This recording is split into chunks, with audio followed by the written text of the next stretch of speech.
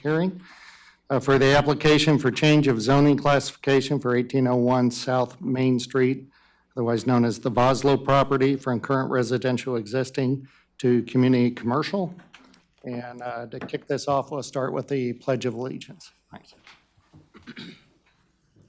I pledge allegiance to the flag of the United States of America and to the republic for which it stands, one nation, under God, indivisible, with liberty and justice for all.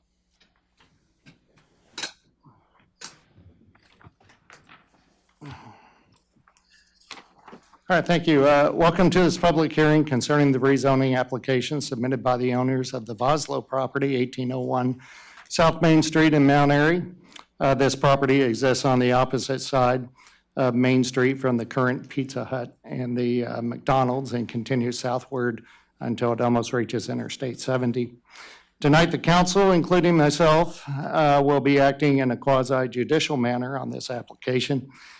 We're here to hear from the applicant, the town staff, and affiliated parties of interest, including residents of the town. We'll start by asking anyone who desires to testify orally this evening, would you please raise your hand so we can kind of get a count on who's coming? What do we got? 1, 2, 3, 4, 5, 6. Okay, about 6. So at this point, if we have to swear you in, so if you will stand and raise your right hands, I'd appreciate it.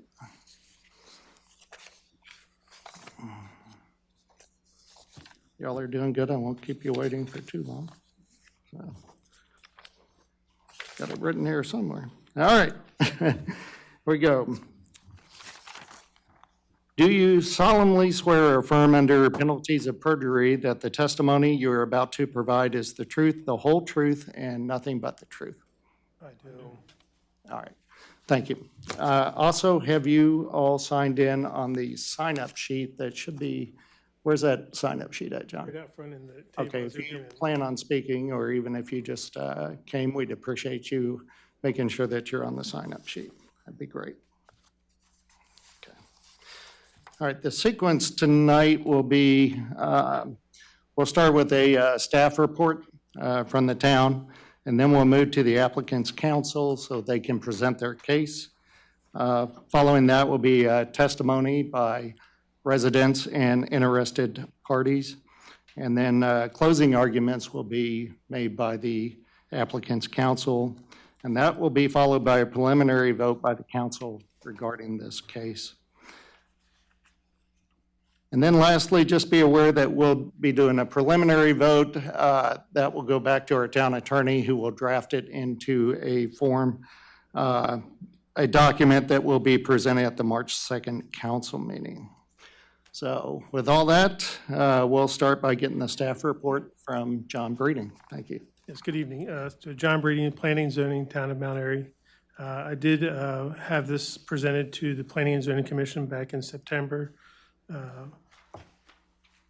30th, 2019.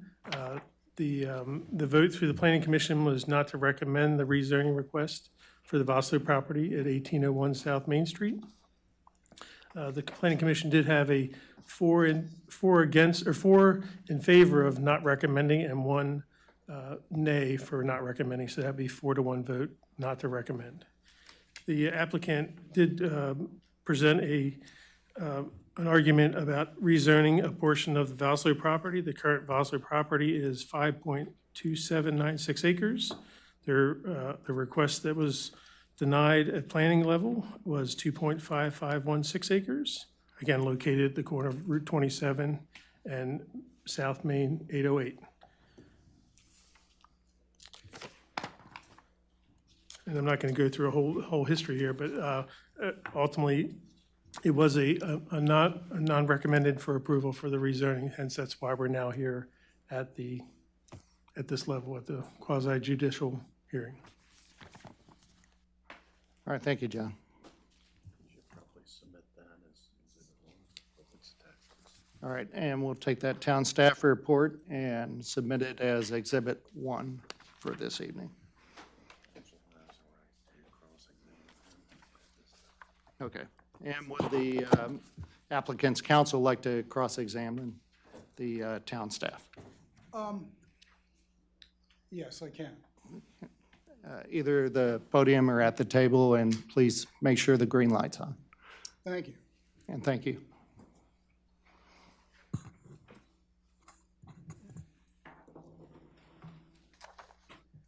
Good evening.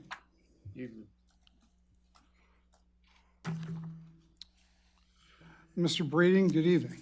Good evening, Dave. You and I spoke about your staff report recently, having had a chance to review it. Thank you for forwarding that. On page 2, under request, the third line, I mentioned to you that I'd be reviewing these terms with you this evening, so as not to be a surprise. There's a statement that the applicant seeks annexation outside the comprehensive rezoning. Is that an error? That is an error. It should be rezoning outside the comprehensive rezoning process. Okay, thank you. Thank you. And on your handouts, you have following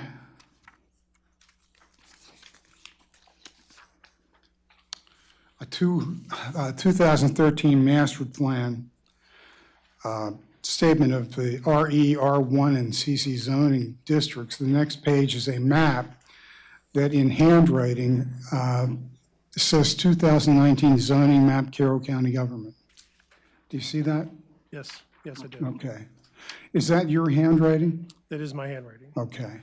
This doesn't purport to be a official zoning map from Carroll County, does it? It does not. It's a graphic representation of the corrected boundary line? That's correct, with the rezoning area outlined. Okay. And Ms. Baber, I believe it is, Sandy Baber with the county's GIS services, she was provided a copy of the boundary survey. Is that correct? That's correct. Okay. And she just incorporated that boundary line on this graphic? That's correct. Okay. I don't have any other questions. Sorry, thank you very much. All right, we're at the point where you are welcome to present your case on the Voslo property. Thank you, Mr. Chairman. Members of the council, my name is David Bowersox. It is nice to be back before you. It's nice to be able to be back before you. I'm going to be presenting the application on behalf of the applicants, DMS Development and the Voslos. We are requesting the rezoning of a portion of the Voslo property from its current RE residential existing designation to CC commercial zoning. As I think Mr. Breeding has told you in his report. I guess before I do anything else, I'd like to do a little bit of housekeeping. And I would like to formally move into the record before this body the file from the Planning Commission proceedings that we've had. All right, and that will be Exhibit 2. Thank you. Okay. All right, this is a Euclidean or piecemeal rezoning application. They're designed to allow a property owner to petition the local government, the local jurisdiction that has zoned the property, to rezone the owner's property in the event the owner can establish there's been a substantial change in the neighborhood that affects the property since the most recent comprehensive rezoning, or that there was an error in the zoning map that occurred in the most recent comprehensive rezoning. The error does not mean an error of judgment. It doesn't mean somebody was bad, somebody blew it. That's not what it means. The case law tells us that it means a basic and actual misapprehension of fact that's relevant to the property that was zoned in the prior comprehensive rezoning. A basic and actual misapprehension of fact. Some of the information before the zoning body was not correct. That's a basic and actual misapprehension of fact. We can show you that that's what happened here tonight. We can show you that it's lasted for at least probably 40 years, certainly since the early 80s. So that's what we have. The change, we also have evidence we'll present you about change.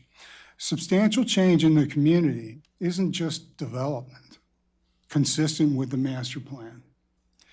It's changes in the community that are not anticipated by the master plan revision, by the comprehensive rezoning.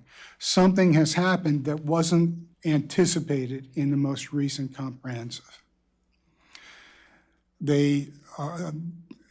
Some examples would be another piecemeal rezoning. That's certainly not contemplated in the most recent comprehensive rezoning.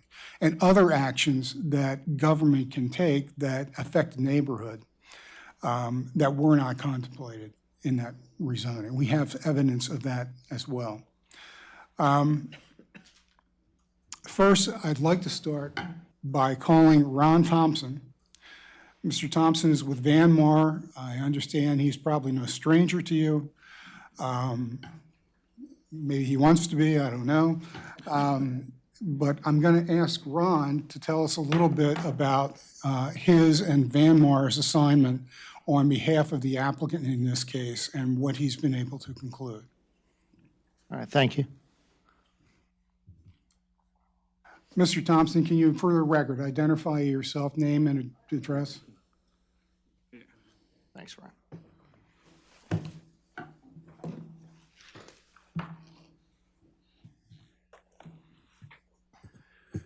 Thank you, Ron Thompson, Van Mar Associates.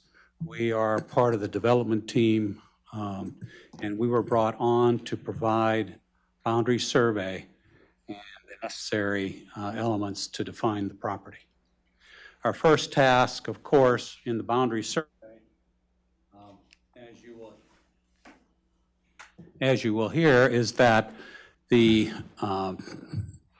is a complicated piece of property that has had a number of issues associated with it.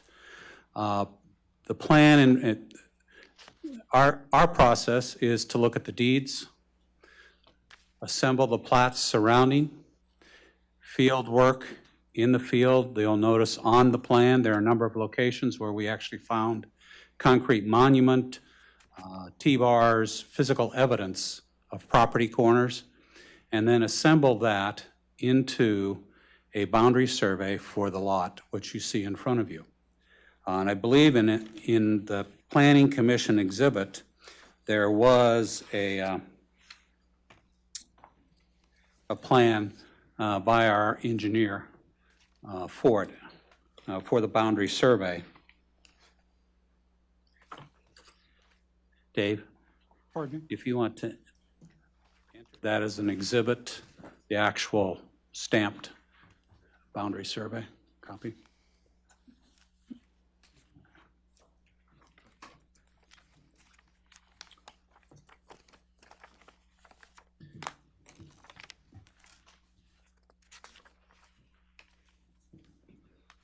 They're all the same.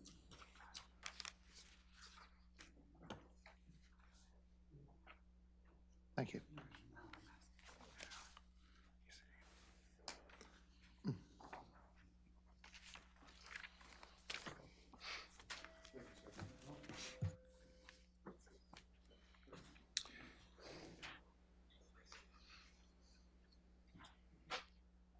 And we'll enter this as Exhibit 3. You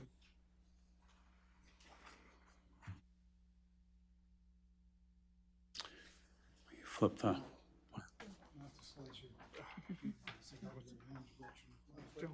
Don't worry, you flip it out and I'll bring it out.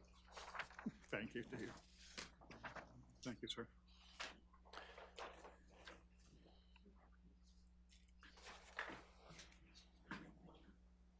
Ned, will you flip one more for a moment? Flip one more. The little sheet in front. There we go. While that's going on, Ron, are boundary surveys something that Vanmar does regularly in the course of their professional Correct. services that they offer? All right, and was this done in the regular course by Vanmar? Yes. And you have a licensed field surveyor who went out? We have professional land surveyors, too, who oversaw the work with field crew there. Okay. The map in front of you represents just a mosaic of the various state highway plats and how they frame the property, the Vossloh property. Of course, the plats are in dark, just the way they get printed out from State Highway. And assembling of those plats form it. In fact, when you put the compilation of the plats together, they formed what then became the deed of the property that followed a couple months after the finalization of the plats. What deed are you referring to? Pardon? What deed are you referring to? There was a deed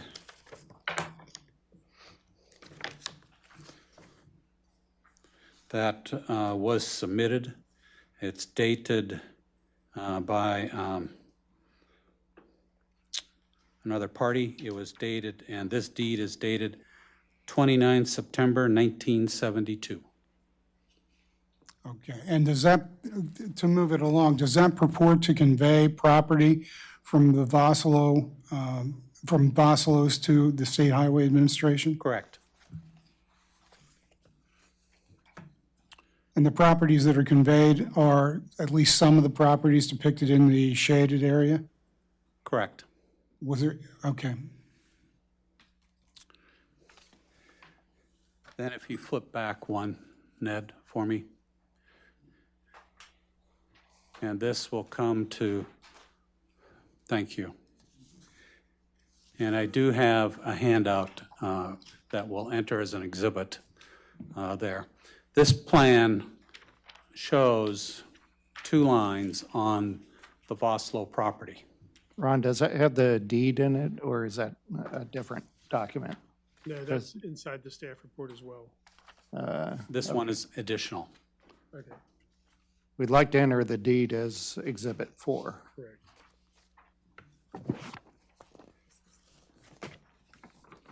Thanks.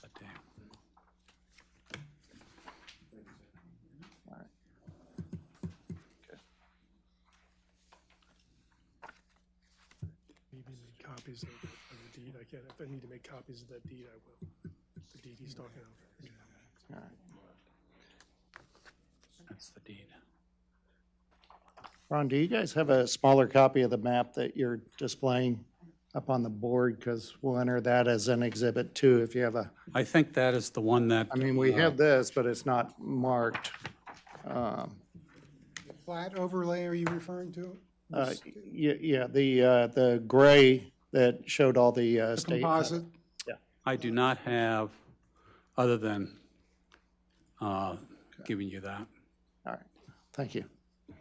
We can make a copy of that upstairs for the record, if you want, yep.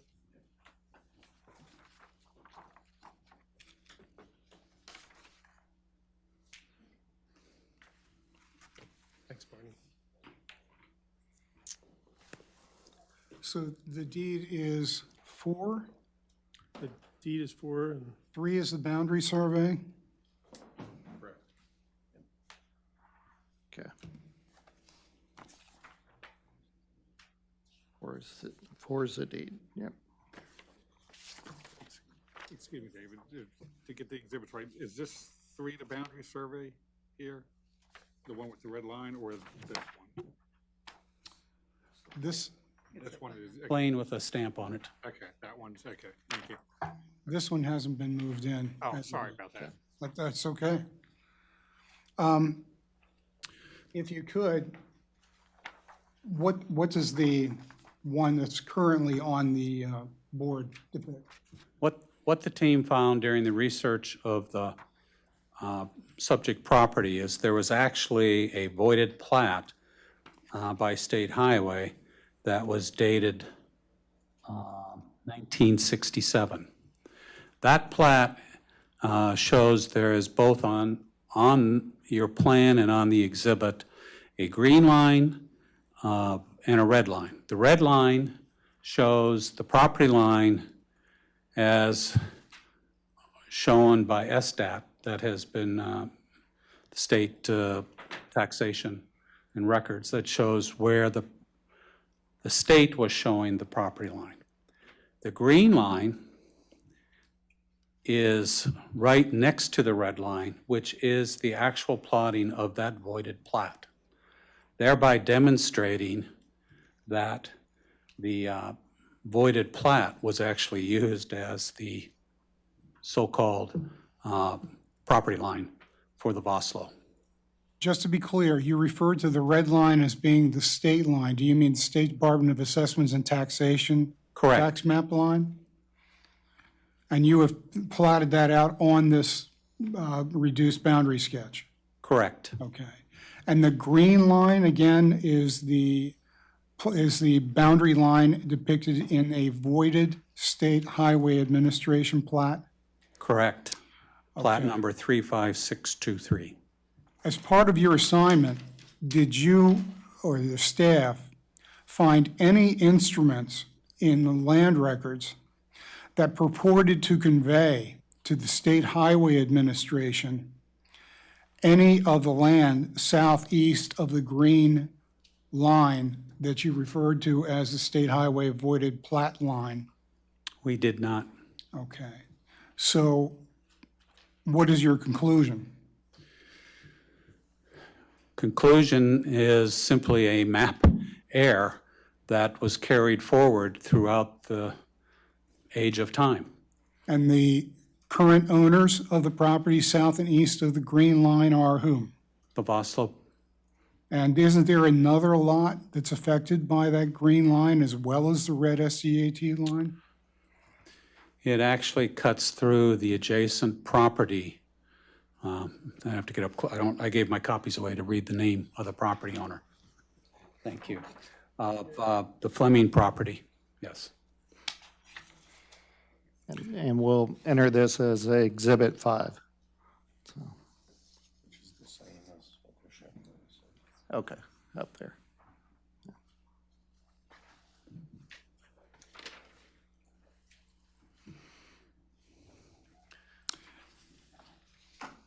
Okay. Do you have anything else? No, not at this time. Is from what you were able to determine, well, let me withdraw that. Did you make a determination as part of what you're doing to determine what the current boundary is of the Voslo property? Yes, Okay. Is it the southeastern edge of the property as reflected on the plat composite map? correct. All right. The white area, if you will, inside the gray areas Yes, of the plats. So in this area between the known state highway right-of-way and either or both the state highway plat and state tax map line, that property is owned by the Voslos, except for the Fleming piece. correct. Do you know how much acreage is in there?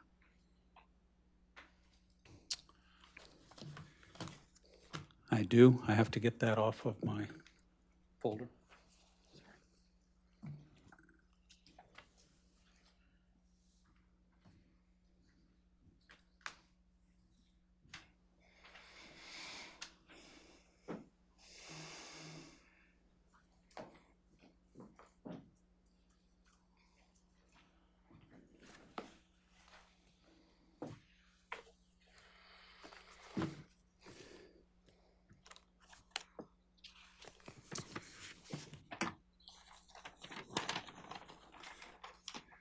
It's approximately 3.443 acres. Okay. And are you familiar with the town's zoning maps and master plan mapping?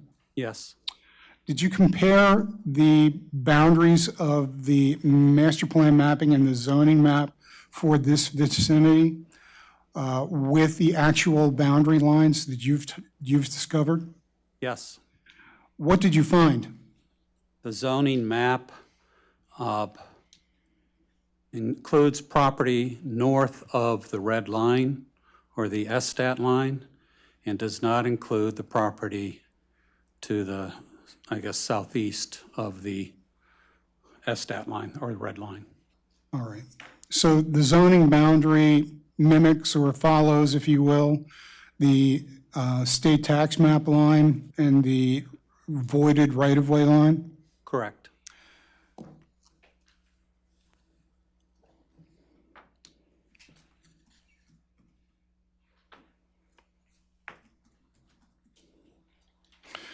And the rest of the property depicted, the rest of the Voslo property, the no man's land, so to speak, of the Fleming and Voslo property, is that, according to what you've determined, is that in the town limits? Yes, Okay. So it's within the town limits, but not on the planning or zoning maps? correct. Okay.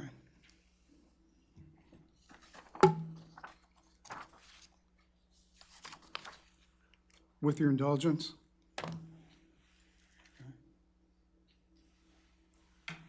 I have no further questions for Mr. Thompson. I would like a cross-examination of the witness, please. Okay. Good evening. My name is Wendy Kearney, and I do live outside the town boundaries, but I just wanted to clarify some items here. You're familiar with the SDAT records as far as property lines go? I am. And you're aware of the caveat that's shown on that website that says these drawings are not to be relied on for property boundaries? Correct. And that if you have a change that needs to be made, that you do what you essentially have done is prepare a boundary survey and you submit it to them and they will make corrections accordingly. Correct. We do. It's a start, but then we have to pull, again, actual plats, deeds, field evidence to create a boundary survey of a parcel. I believe it was about, I don't know, 15, 20 years ago that they stopped updating the SDAT maps and things kind of fell apart as far as relying on them. I don't know for sure on that one. Okay. But there is a caveat that says do not rely on them for property boundaries. Correct. And also over the past probably decade, excuse me, the mapping and accuracy has increased due to GIS and other satellite type mapping abilities. Yes. And in the past, it was more of a magic marker on a map and with an overlay of a state highway map or something along those lines. Could be. Okay, thank you. All right, thank you.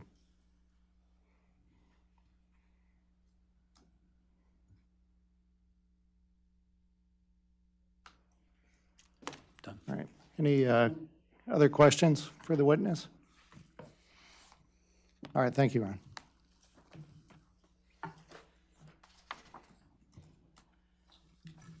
Thank you, Mr. Thompson. I'd like to reserve the right to call him in rebuttal if need be. All right.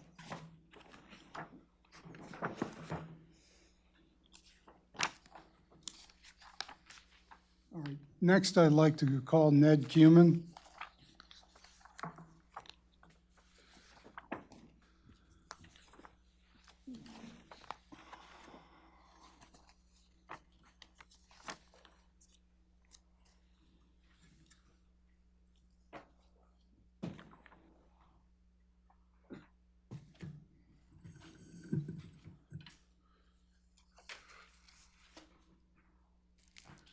Good evening, Mr. Cuman. If you could give your name and address for the record. Edmund R. Cuman, 1201 Woods Road, Westminster, Maryland. I'm showing you a resume and ask if you can identify that. Yeah, that's my resume. Mm-hmm. This is, I guess we're talking about 6. 6? Yeah. Thank you.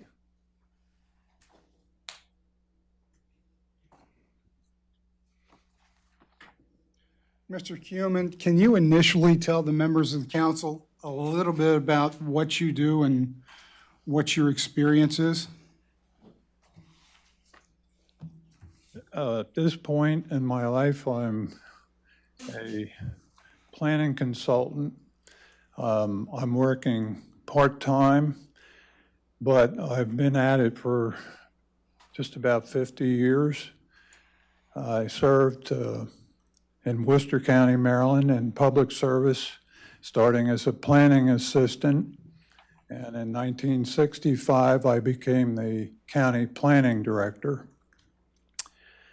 Prior to that, I had graduated from Western Maryland College, and I got my teeth cut in Carroll County working for George Greer, who I don't know how many people in the room remember Mr. Greer.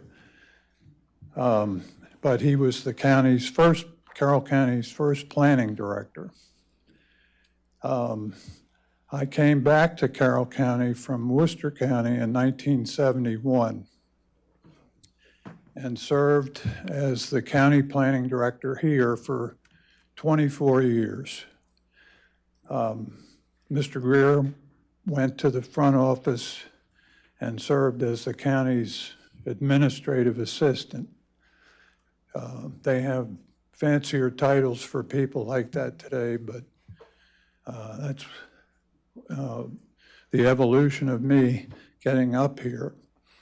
In 1995, I retired, and I like to say I hung out my own shingle, and I have been a sole proprietor in the planning field now for almost 25 years. So that's sort of a quick thumbnail. I'm quite familiar with the county. I'm pretty familiar with Mt Airy, although my familiarity goes back to the years from 1970, 80, and 90. And I suspect this is why I'm involved here, because I have a little recollection about some of the things that took place, and I have some good friends down here too. I won't deny that either. Anyway, that's essentially it. Since you retired in 1995 and you've been doing private consulting work, have you maintained your level of education in regard to planning principles? I have. Okay. How have you done that? Basically, I've done it. I have at one time was very active in the American Planning Association, and I attended any number of seminars that they provided.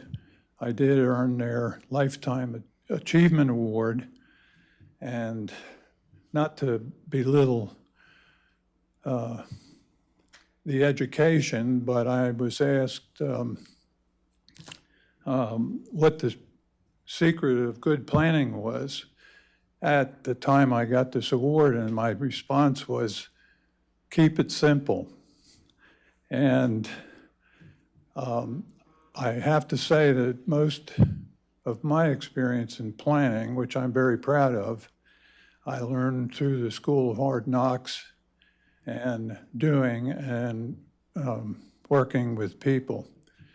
And I'm very proud of, Carroll County, its towns, and what's going on today in the county with the Ag Preservation Program. We're going to be getting to the 75,000 acre mark this fall. And so I just would put my record up more than formal education. I didn't get a master's degree like most of my colleagues that went to Western Maryland, but a very fine planning consultant told me when I told him I wasn't as smart as the other guys that went on to get master's degree, that he said, well, I'd be more likely to hire you than I would them because I have to unlearn everything they learned in graduate school. So this was a guy that had spent a lot of time and was really good. So I'm plugging experience. That's all I'm saying. I'm not knocking anybody that has a master's degree. So, Mr. Cuman, do you consult any of the municipalities in the county now?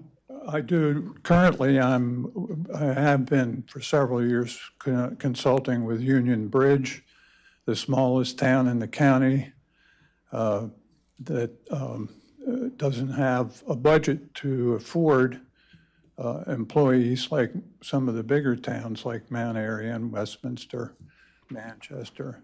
And I've done work for New Windsor and Manchester and Westminster. I don't know if there's a town I haven't done something in at some period in my time over the last 25 years. Okay. Mr. Cuman, were you contacted by the applicant to assist them with their rezoning project? I'm sorry, would you? Were you contacted by the applicant to assist them with their rezoning? I was. Project? Okay, and what is the nature of your assignment? The nature of my assignment was to examine this property in relation to the neighborhood, the town, its streets, and its location particularly, and determine whether what the applicant had in mind was something that had some potential, and to examine the official plans of the town, which I really enjoyed doing. I had already had the 1982 comprehensive plan in my own file because I was the county planning director when Mt Airy's 1982 plan was adopted.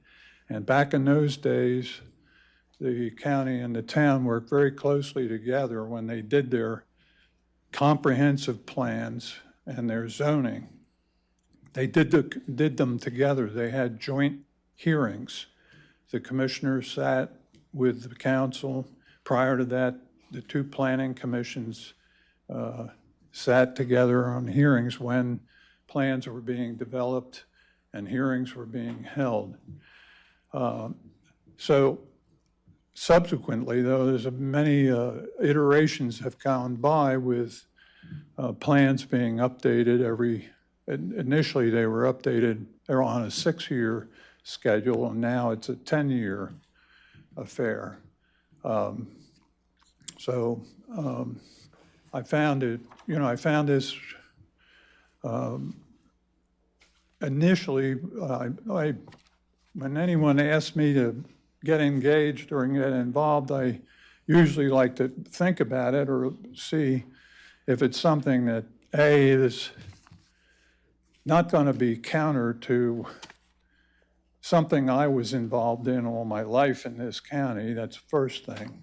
In other words, I wouldn't want to take a case that would go up against the county master plan or the town master plan. If it's something that is other than that, I would consider it. And in this case, it was a curiosity. My initial reaction to it was I can't figure out how this is the way it is. And yet, I'm not to intimate in any way that I would have been the one that was intimately involved looking at every little section of the plan that was being developed back when the original zoning for Mt Airy and the town was being developed. I still felt a reason, sort of a motivation to get involved in this because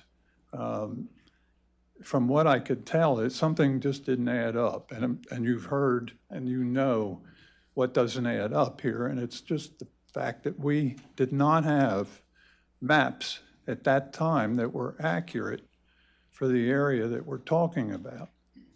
And so far as we all know, the rest of the map is fine for the town. But it's turned out that something like this can ride through time for 40 years or more, and nobody's really aware of it. And then the day comes when somebody would like to do something with the property, and then you realize something is in conflict here. And the lady earlier mentioned GIS systems. Well, GIS systems are no guarantee that they're going to be accurate either, because you've seen the aerial mosaic showing that same line that purports to say where the state right-of-way line is, and where we know now it really isn't. So anyway, I was intrigued and I was interested in getting involved, and I'm now here on behalf of the applicant. Mr. Cumin, were you asked to consider the application in context of the town's zoning code and comprehensive plan to give an opinion as to mistake or change for a Euclidean rezoning? Yes. Okay. Were you also requested to formulate an opinion about the propriety of a requested rezoning to CC after considering the master plan and the town zoning code? Yes. Okay. Did you examine a chronological history of the Vossloh property? I did. And what can you tell us briefly about that chronological history? Okay, I'll run this down, and I hope you'll find this pretty interesting. The Vossloh family purchased this property back in 1965, and after they bought the place, they began to remodel the farmhouse that's sitting on the property to this day, and that happened in 1966. Then, in the same year that they were doing that, 1966, Mt Airy annexed their property and many others in that neighborhood.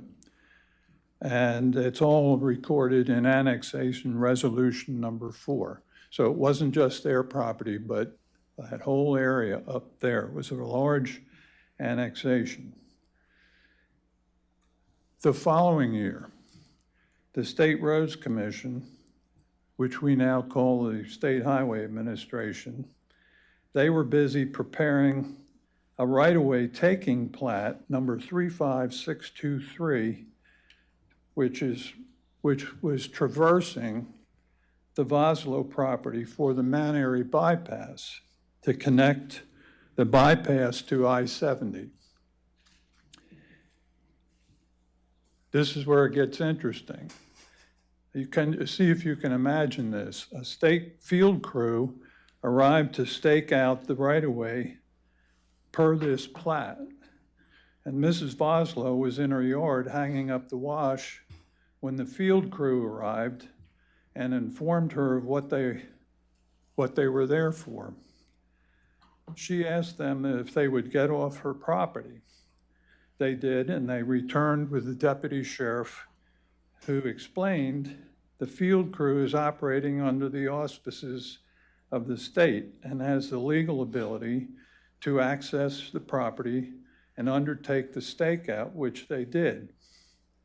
Now, my source for that was Kurt Vossloh. So I don't think he was telling any stories here. I think this actually happened.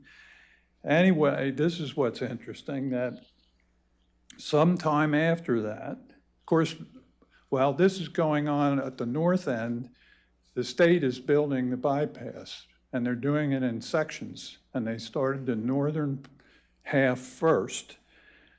And the whole construction project kind of went from 1970 to 1975. But sometime after this encounter on the Voslo property, the state decided to take another look at what they were doing there. And that's when the right-of-way plat, and it happened somewhere in 1970 or 71, this right-of-way plat that has been voided, was voided.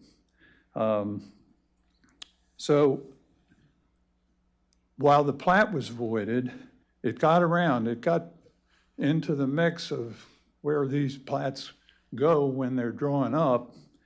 And unfortunately, the town planning and zoning maps picked this thing up. And it wasn't just the town either. The county picked it up too. So the State Department of Assessment and Taxation, they picked it up. So you have all these maps at the different levels of government who incorporated this plat that got voided into their mapping.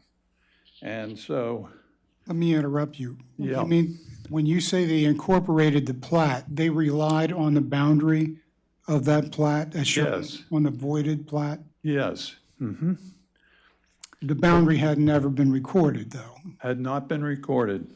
But the drawing that had been prepared by the state had been circulated and gotten in the hands of other map makers, including the State Department of Assessment and Taxation. Anyway, from 70 to 75, the bypass gets built. And then in 1977, Mt Airy acquired a parcel of land from the state, which adjoins the Voslop property up by the farmhouse at the end of Old South Main. And as we know now, used the property subsequently to drill a well on there. The property they acquired from the state, the town acquired from the state, was property that had been part of the old interchange of South Main and US 40, which became excess property as far as the State Highway Administration was concerned. So well drilling was done in 2009, and then we come right up to the present year of 2019, this past year, when the applicant is before the town, and the very first questions are, well, is it possible that you're talking about building something on land you don't own? Or there seems to be some confusion over where the boundaries of this property are. And then a current survey is done, which Mr. Thompson just went through. And so now we're all very much wiser for that. But the aftermath of it, of course, is that we have unzoned land and we have partially zoned land as far as the Voslo family is concerned.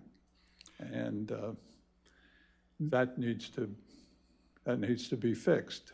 So when you say there's unzoned and partially zoned land, do you mean the town's zoning maps picked up the voided right-of-way map or also as their purported boundary of the Voslo property? Yes, yes. All right, and as a result of that, the zoning maps and the master plan mapping excludes the property of the Voslos that Mr. Thompson referred to previously? That is correct.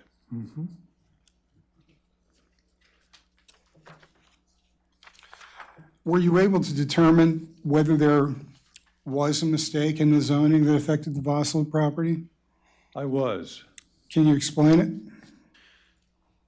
it? I can. I've got it explained. I think it's in or part of the record, but I can try to explain it this way. I'm going to pose questions to myself, and then I'm going to give the answers if you'll bear with me. The question is, was there or is there a mistake in zoning that affected the Vosla property? And the simple answer to that is yes. What was it? What was and is the mistake? And my answer is the zoning map was and is in error as it misrepresented a substantial portion of Vosla property by not showing its actual existence, extent, and configuration on the zoning map. This occurred because the town zoning map incorrectly represented the location of the actual state right-of-way lines for the connection of Route 27 with the I-70 interchange, thereby hiding the existence of the property on the zoning map. What is the effect of the error on this request?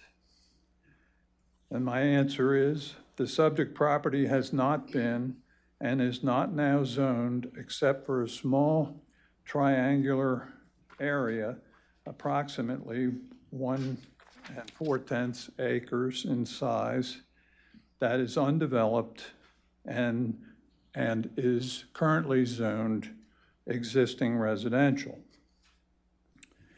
And the next question I ask myself is, had the town map accurately represented the Vosla property, as well as the location of the actual state highway property adjoining the Vosla property, what implications would that have had on determining the zoning on the property?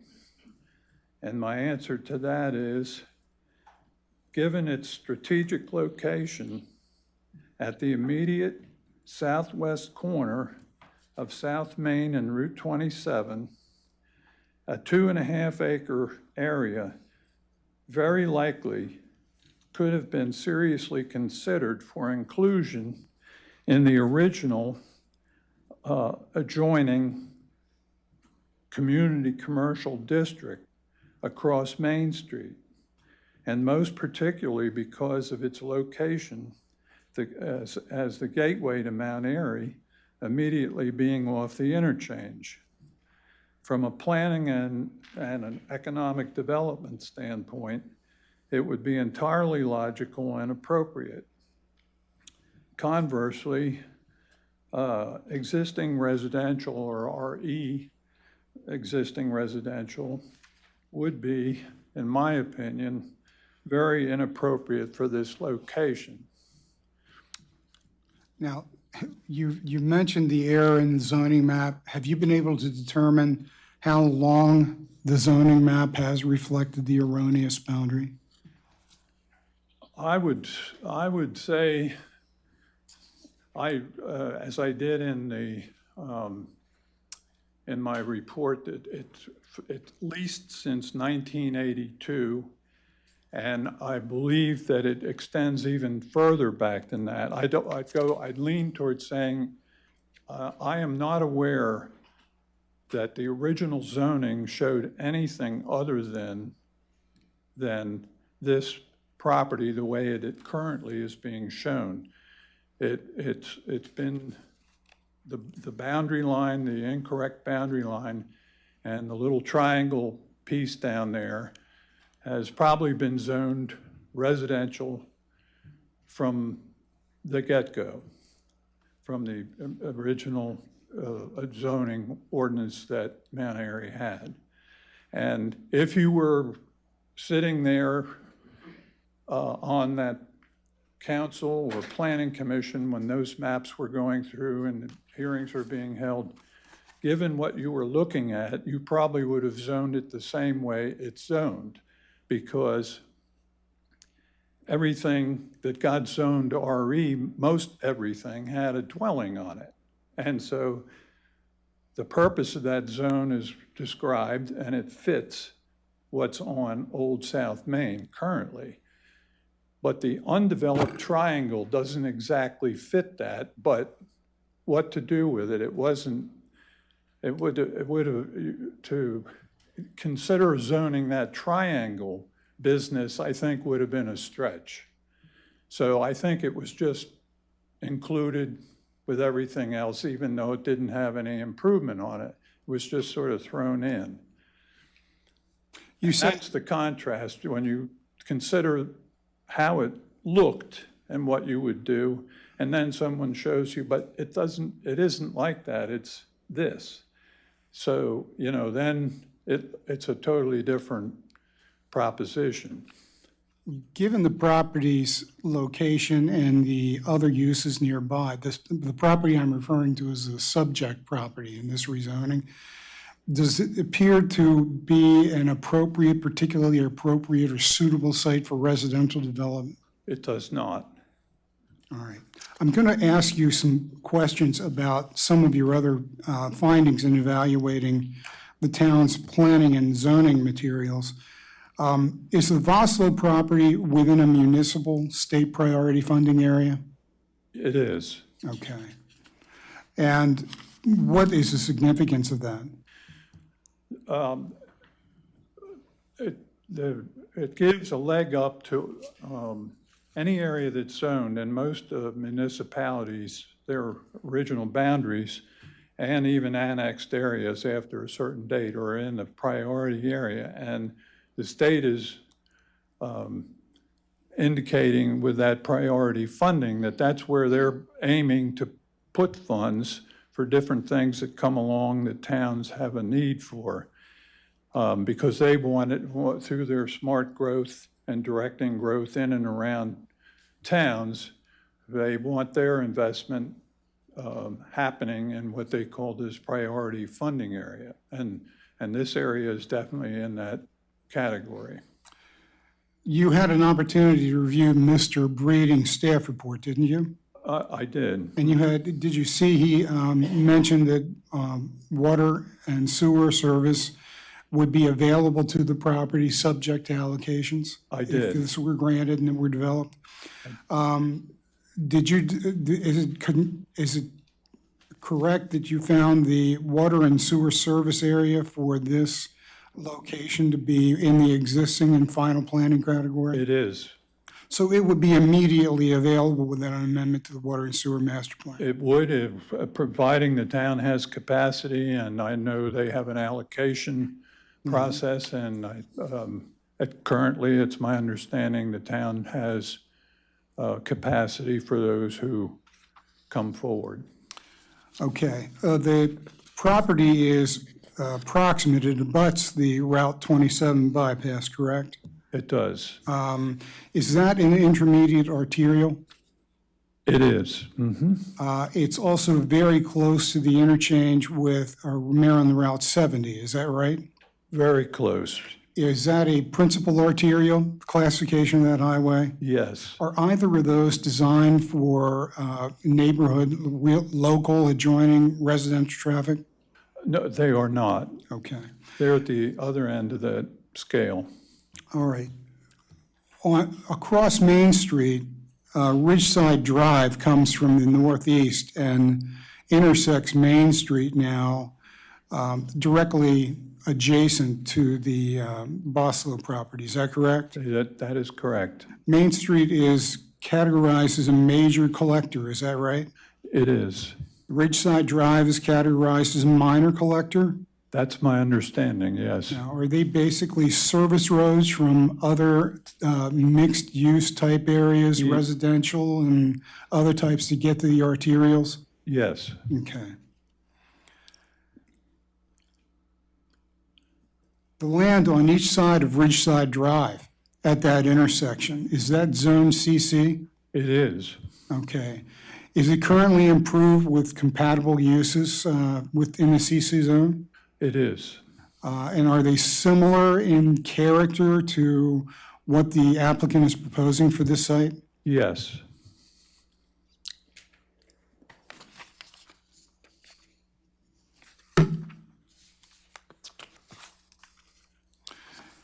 You have referenced boundary inaccuracies.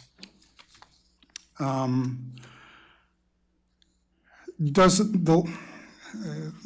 me withdraw that. Is the boundary discrepancy and the extra unaccounted for land on the Voslo property something that a planner or a local government, in your experience, would want to consider in deciding how to zone the land? Yes. Okay. Why would it be significant? Well, it's significant because it's not just a little chip of land where a property line was off.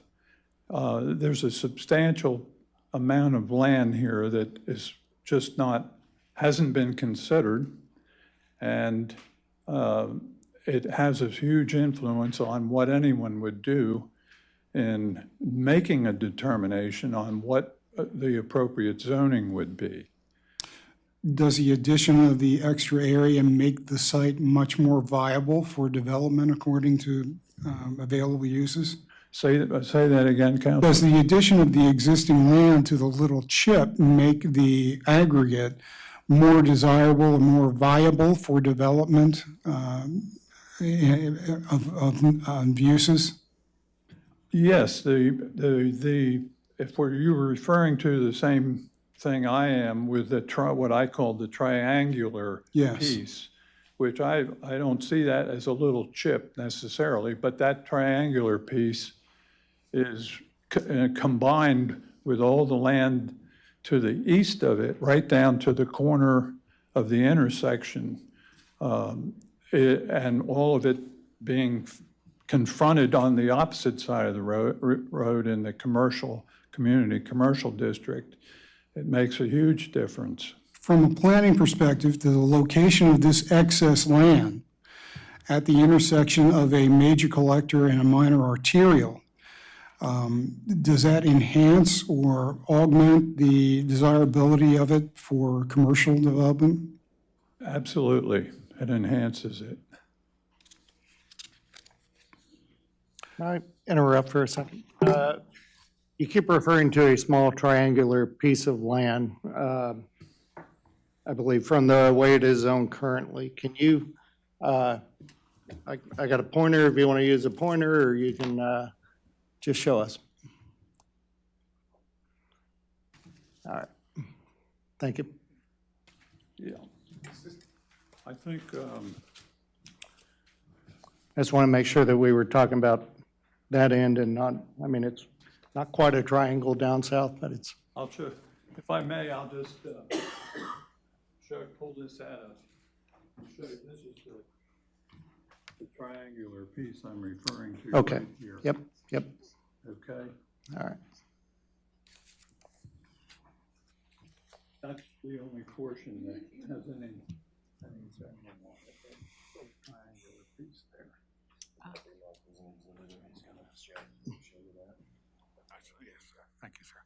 All right, and we'll go ahead, if you don't mind, we're going to annotate that as Exhibit 7, the small triangle of land. Thanks. Mr. Cumin, as part of your evaluation, did you also explore whether there were circumstances that showed evidence of substantial change in the neighborhood? I did. Okay. Did you come across a rezoning at 4040 Twin Arch Road in application of Mr. Aaron Dorsey from 2018? I am aware of that, yes. I have seen that. To the best of your knowledge, was that also a Euclidean rezoning? To the best of my knowledge, that was a piecemeal rezoning case that went in front of the Planning Commission and the Town Council. Okay, and it was a change mistake rezoning like we have here tonight? Yes. And to the best of your knowledge, was that approved? To the best of my knowledge, it was, yes. And was approved based on change? I believe that was what was cited in the decision. In your experience, does Maryland law consider another Euclidean rezoning as evidence of substantial change? I know that Maryland law has considered in a number of cases that it does. All right. It may not in all cases, but I know that there have been cases that is considered, most definitely, yes. All right. Are you familiar with a recent decision by this body to agree to convey a portion of the town's open space land or town property to Chick-fil-A? I am aware that that's in the works. And is that proximate to the subject site? Is it proximate to? Yeah. Yes, it most definitely is. It's across the street. It confronts them across the street, is It that does. correct? Mm-hmm. Okay. Did you find any evidence in the documents you reviewed that that conveyance was contemplated as part of the comprehensive rezoning or master plan revisions? No, and I'm sure there is no detail on that. I think that was another one of those, things that is unexpected, and but it would not be, I'm not aware that there'd be any information in the comprehensive plans or anything like that. Okay. And in your experience, is that also the kind of thing that can be recognized as substantial change to justify a Euclidean rezoning request? I think so. Under Maryland law, you can determine whether there is any impact, and I haven't determined any impact on it, but it's just like I believe my knowledge is correct that South Main Street is now the responsibility of the town of Mt Airy. It is not maintained by the State Highway Administration. I should ask the road counselor if that's the case, but any right-of-way that the town has for South Main, if that's where it's coming from, would have been right-of-way that previously belonged to the state of Maryland, so. Do you have one of these? Yes, I do. Yeah, I have one. Mm-hmm. All right. I've asked you to take a look at a document, and I'm going to distribute it.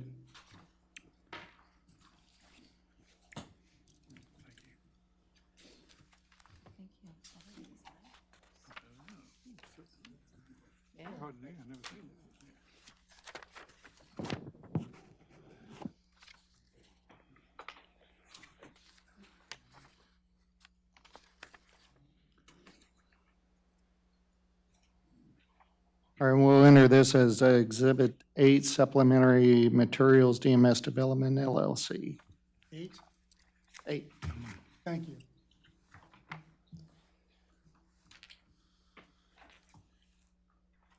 All right. Council, let me explain what this is.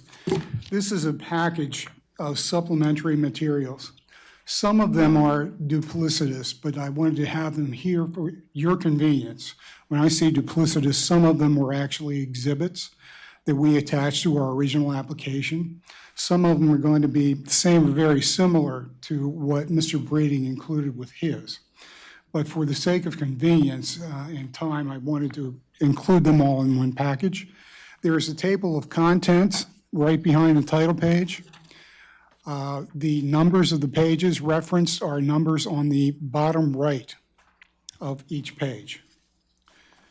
I will say the first page, the blow up or enlargement of the zoning map as to this particular site, I have just noticed this evening that the color of that pale yellow did not pick up on the printer, at least not on my copy.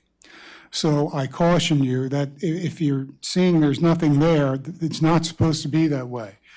I would ask you to refer to Mr. Breeding's staff report showing the zoning map of the same location where the very pale yellow, I guess that's what it is, color is in fact shown. We're not trying to suggest it's not there. The equipment just did not cooperate.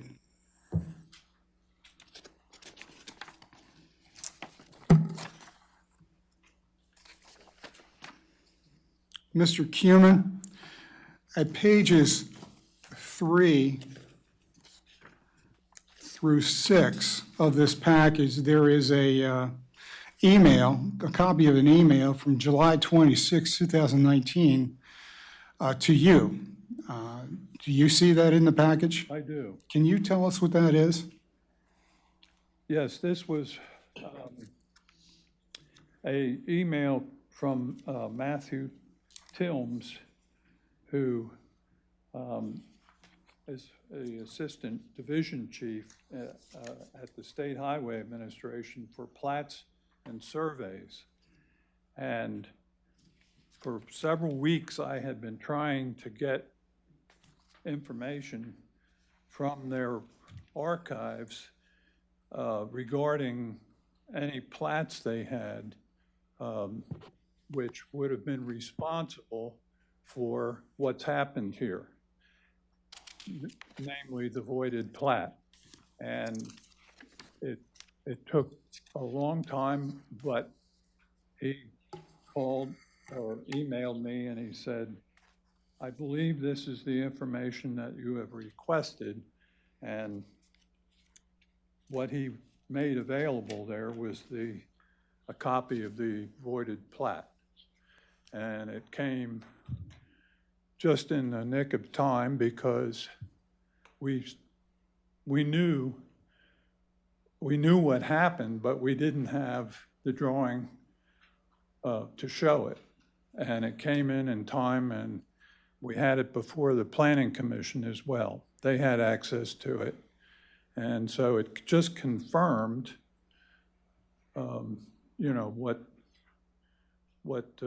what we have here.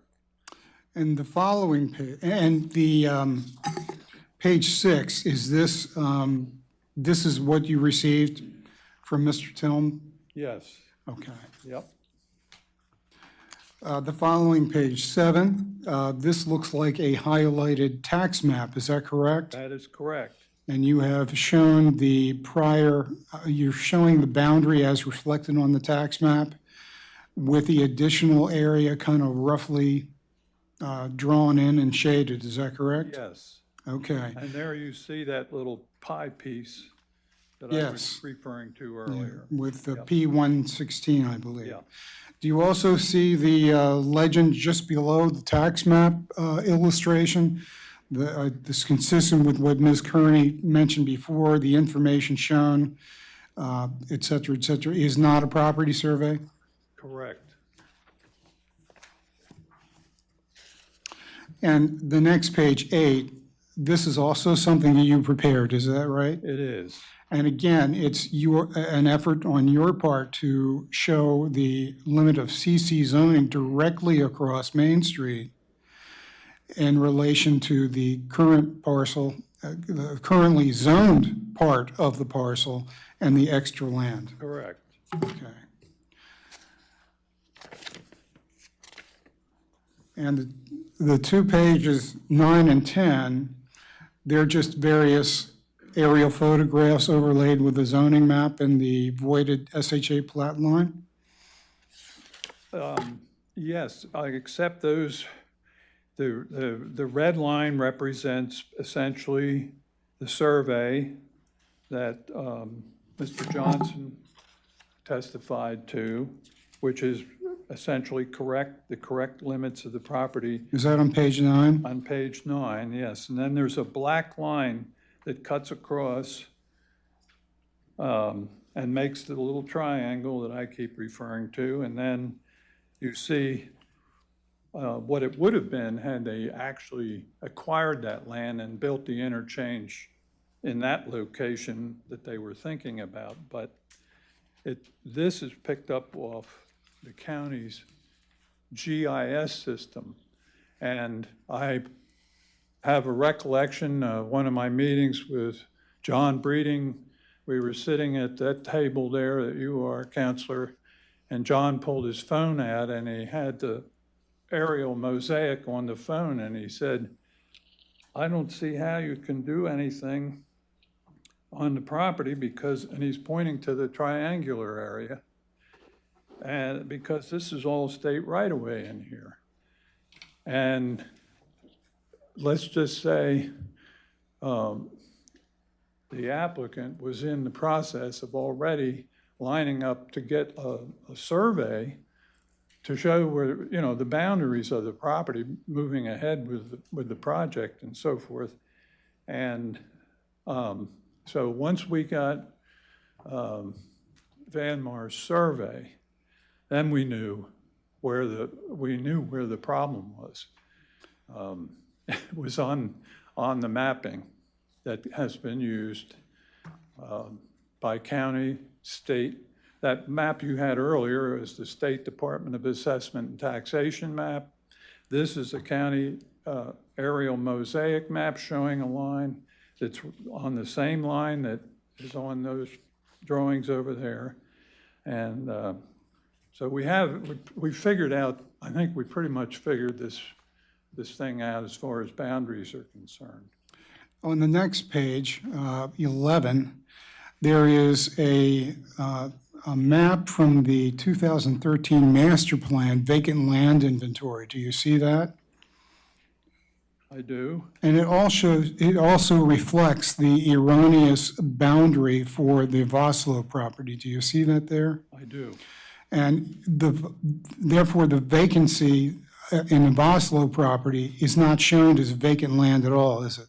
No, because where that is sitting in the showing of the state right-of-way, which of course it's not in there. So the master plan maps also picked up on the erroneous mapping. Correct. And the next one, page 12, is the existing use of land, also showing the Vossloh property.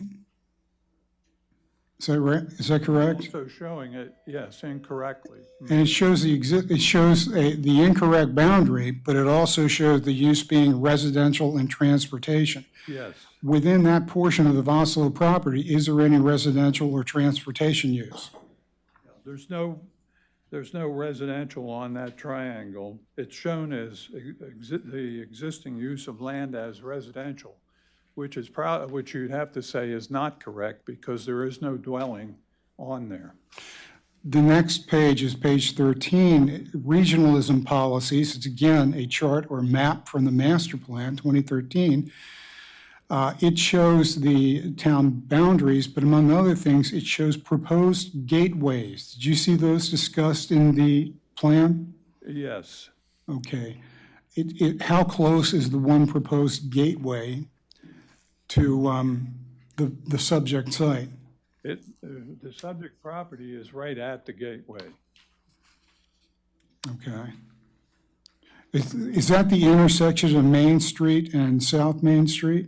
It is with Route 27, correct. Okay. And the following page, 14, shows the Mt Airy area and the priority funding area, including the Vossloh property that you mentioned before. Is that correct? Yes. The next page, 15,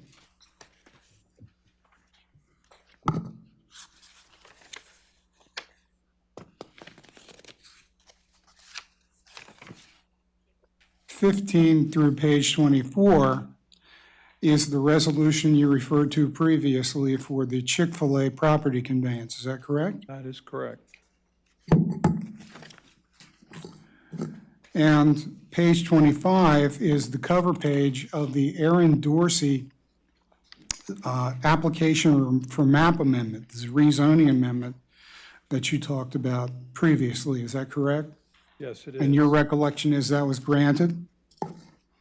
Is it a what? Your recollection is the rezoning was granted? That is my recollection.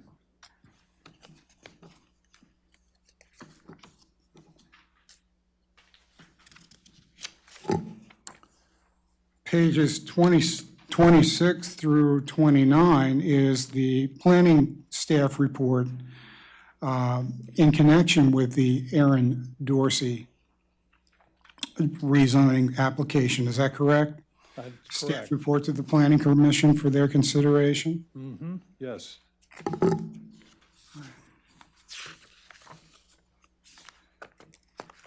And pages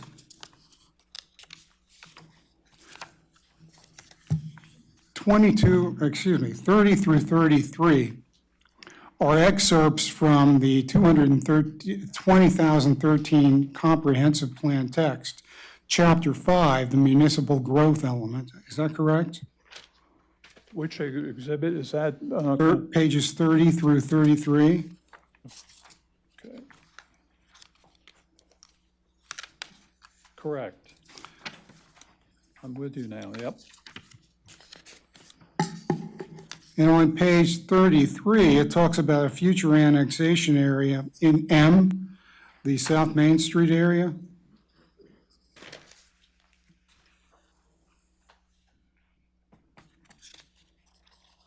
Yes, Between 144 and 170. correct. I see it. There is also on the last page, page 34, a future annexation area map with designated land uses. Do you see that? I do. Do you see the vicinity of the Voslo property? I do see the relationship, Do yes. you, okay, and near the Voslo property, directly, pretty much directly across South Main Street there, do you see that L? I do. And L is identified as South Main Street area Yes, that was referred to on the previous page. I see that, And yes. it has a pink designated land use area corresponding with office park development. Correct. Now, do you remember conversations at the planning commission that the area is suitable for residential and there's residential development throughout? I cannot recall that. Okay. Mr. Cumin, do you have anything else you'd like to add? I would the only thing I would like to add is I think that, in my opinion, this, as far as we've heard so much about change and mistake, and as I think back over my experience with rezoning cases, having served the county and two counties and working with towns, it isn't often that you can find a basis for rezoning on the basis of an error. And I thought that this case, to me, represents almost like a poster child case. If you were going to have a class on what is an error, what's a mistake, and this would be a good one to use as an example. And the other thing I want to say is that Maryland has always had this rule in effect, and it's there. It's not a bad rule. It's to change mistake, to keep jurisdictions from just rezoning property willy-nilly, like they were doing before the change in mistake rule was incorporated into the enabling law. And at the same time, this property, what I want to say is that recognizing the mistake that has been made, it would seem important to address it. I don't think the town has any choice to not address this. The unzoned land needs to be zoned. It can't just stay unzoned. I know you know that. And so then the question becomes, what is the most appropriate zoning classification? And I'm just going to say, as a planner, given this massive interchange of I-70 at the edge of your town, there aren't many towns, I think your master plan cites this, that have an interchange really at your doorstep. This is the only interchange, the only town in Maryland that you can find that has one. But this property we're talking about is right against that interchange on the south side. And on the north side, the town, for better or for worse, created the huge business district that is across the road. Initially, it was 76 acres, and that's pretty big. What we're talking about here is only roughly 2.5 acres. But this property is literally between that interchange on one side and the large community commercial district. And I know it sounds maybe self-serving, but this, if we could do this over, which we're now kind of doing, to me, I just think, again, keeping it simple, to have this area be zoned RE is absolutely the last thing in the world I would do with it. It doesn't make any sense. No one's going to build a house down there at that intersection. And then you have all this language in your comp plan that talks about the kind of development you want and the good parts about development, how it provides jobs and, that sort of thing. And so the question is then, well, what's the most appropriate zoning for this? And I think it's exactly just what's right across the street. The boundary line would be just extended over. It's not an isolated situation here. It would just include in your large commercial district this corner. It's to me, that's simple.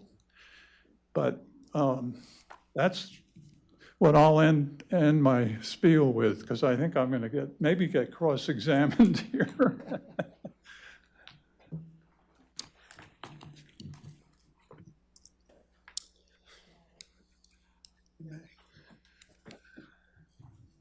Ma'am, I want to make sure we get the spelling of your name right. Sure, I did sign in on the sheet. So I appreciate that. it's, my last name is Kearney. Okay. First name is Wendy. Good evening, how are you? Hi, Wendy. Where did you say you live out of town like me? I live towards Kemptown, but I've lived here 33 years, give or take, and my mother resides in Lorien, and I'm a co-owner of a property in Village at 12 Oaks. So I'm quite familiar with the area and come through town a lot on the weekends, for sure, and very familiar with coming down Main Street and swinging south on 27, which is currently a nightmare when you're trying to get on 27. I have a few questions because I have actually in my day job I am an attorney who practices zoning law, and I have never heard of an unzoned property. So at least I'm more familiar with Frederick County, but typically all of the land was agricultural until other zones were put on it. So is that true in Carroll County also? No, it's not quite that simple. The ordinances all say that the land will be, for Euclidean purposes, it doesn't say Euclidean, but all land is zoned. That all known land is zoned. Right. Whether it's agriculture, business, industrial, what have you. Okay, and then you mentioned that the property was annexed by resolution number 4, and typically at the time of an annexation, there's zoning assigned. So what was the zoning assigned when the property was annexed? I would assume it was residential because that's the only known thing that we have to work with. It's residential today, and you go back as far as you can, it's residential, so. The entire parcel that you now have identified was annexed, and it was zoned residential.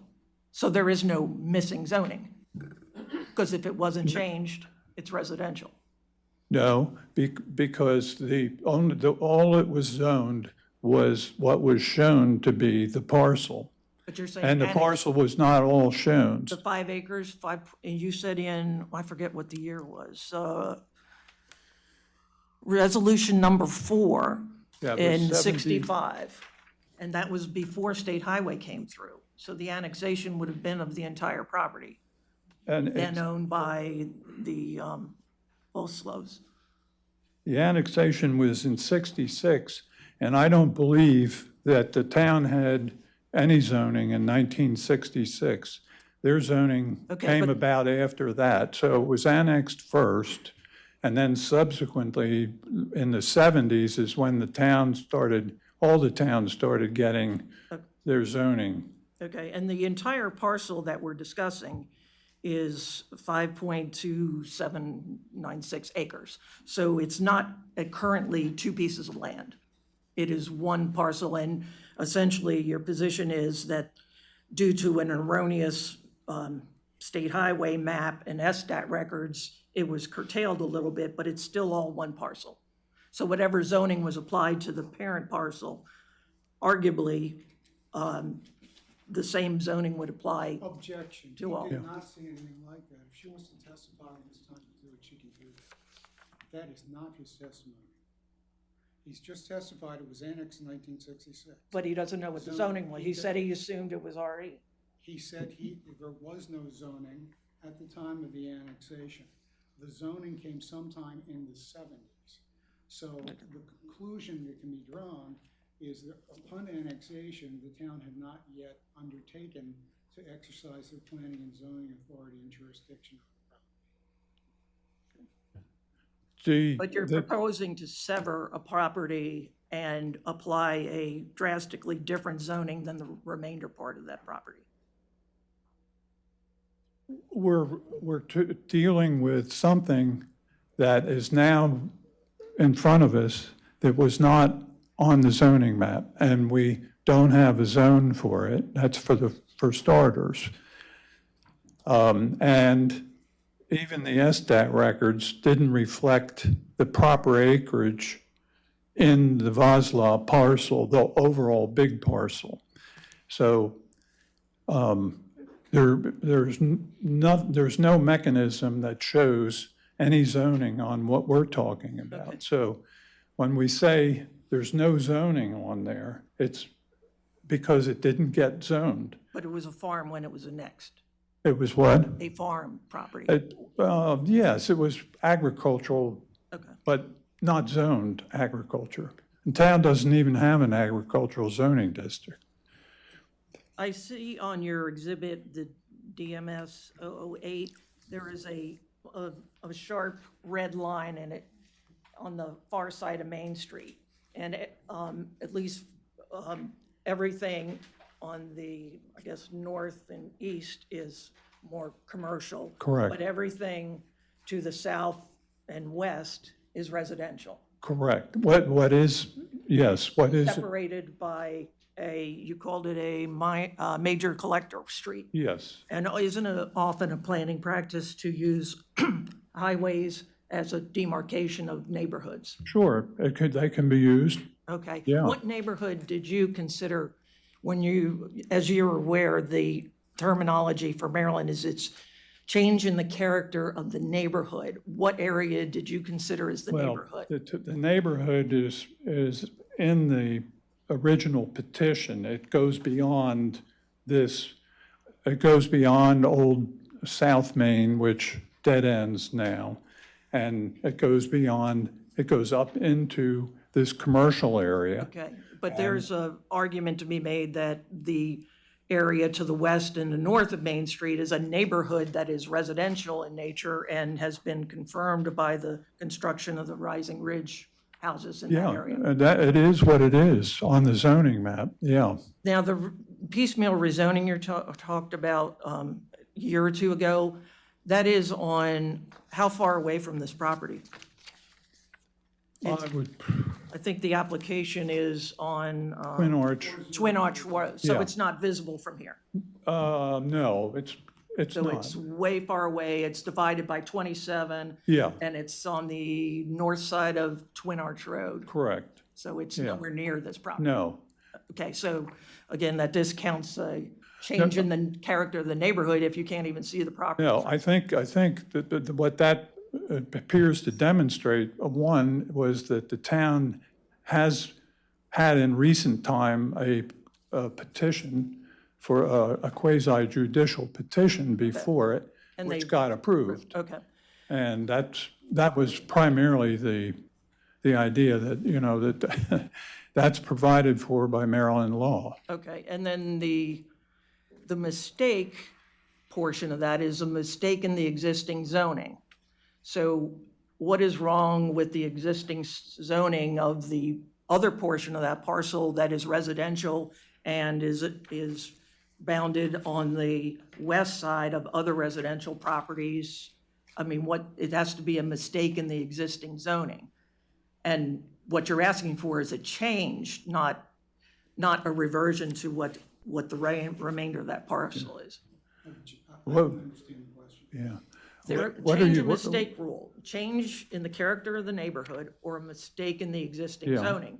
The best that's been shown so far is a clerical error on boundaries, and if you extend the boundary out, the zoning extends out with it, and which is RE. Objection. There's no authority in the town code to apply zoning into an unzoned area like that. There is. So again, I've never heard of an unzoned property. Well, I It think- has some zoning. A clerical, what you're calling Ministerial what you're calling clerical makes it sound like, you know, it's just an inadvertent little thing that could be remedied some quick way.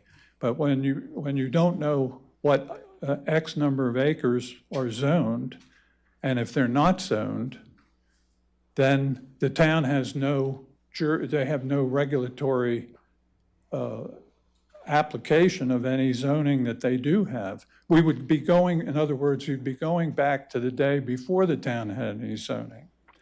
And the only thing anybody had to do Agriculture. then was to go get a permit so that the assessor could put an assessment on them and they could do whatever they wanted to.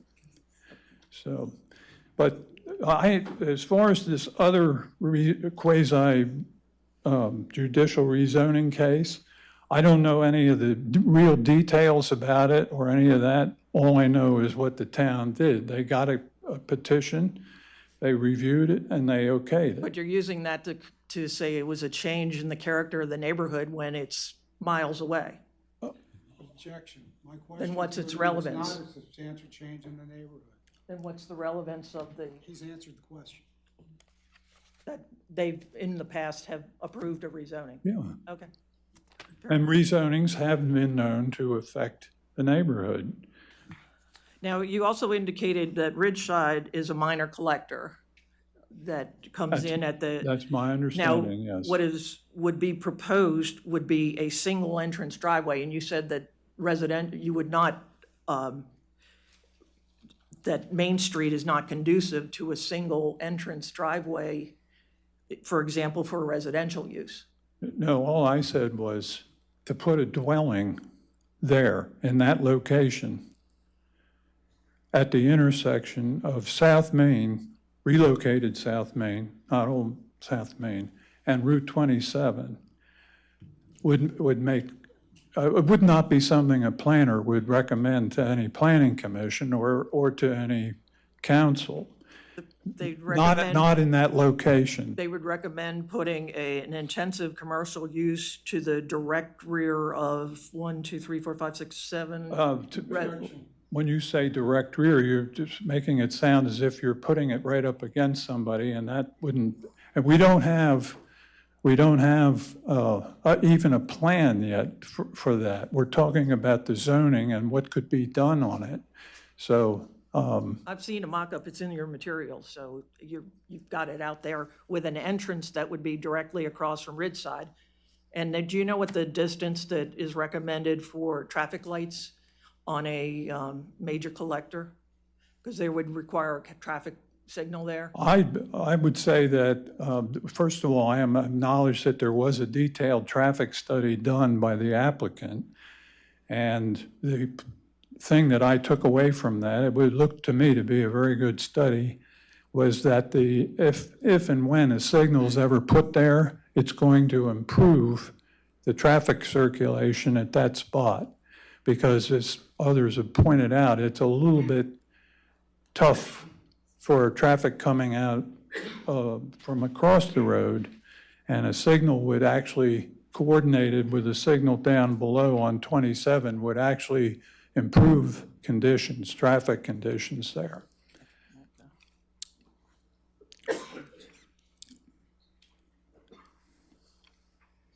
Were the adjoining properties, these ones that are stripped along South Main Street, did they come off this parcel?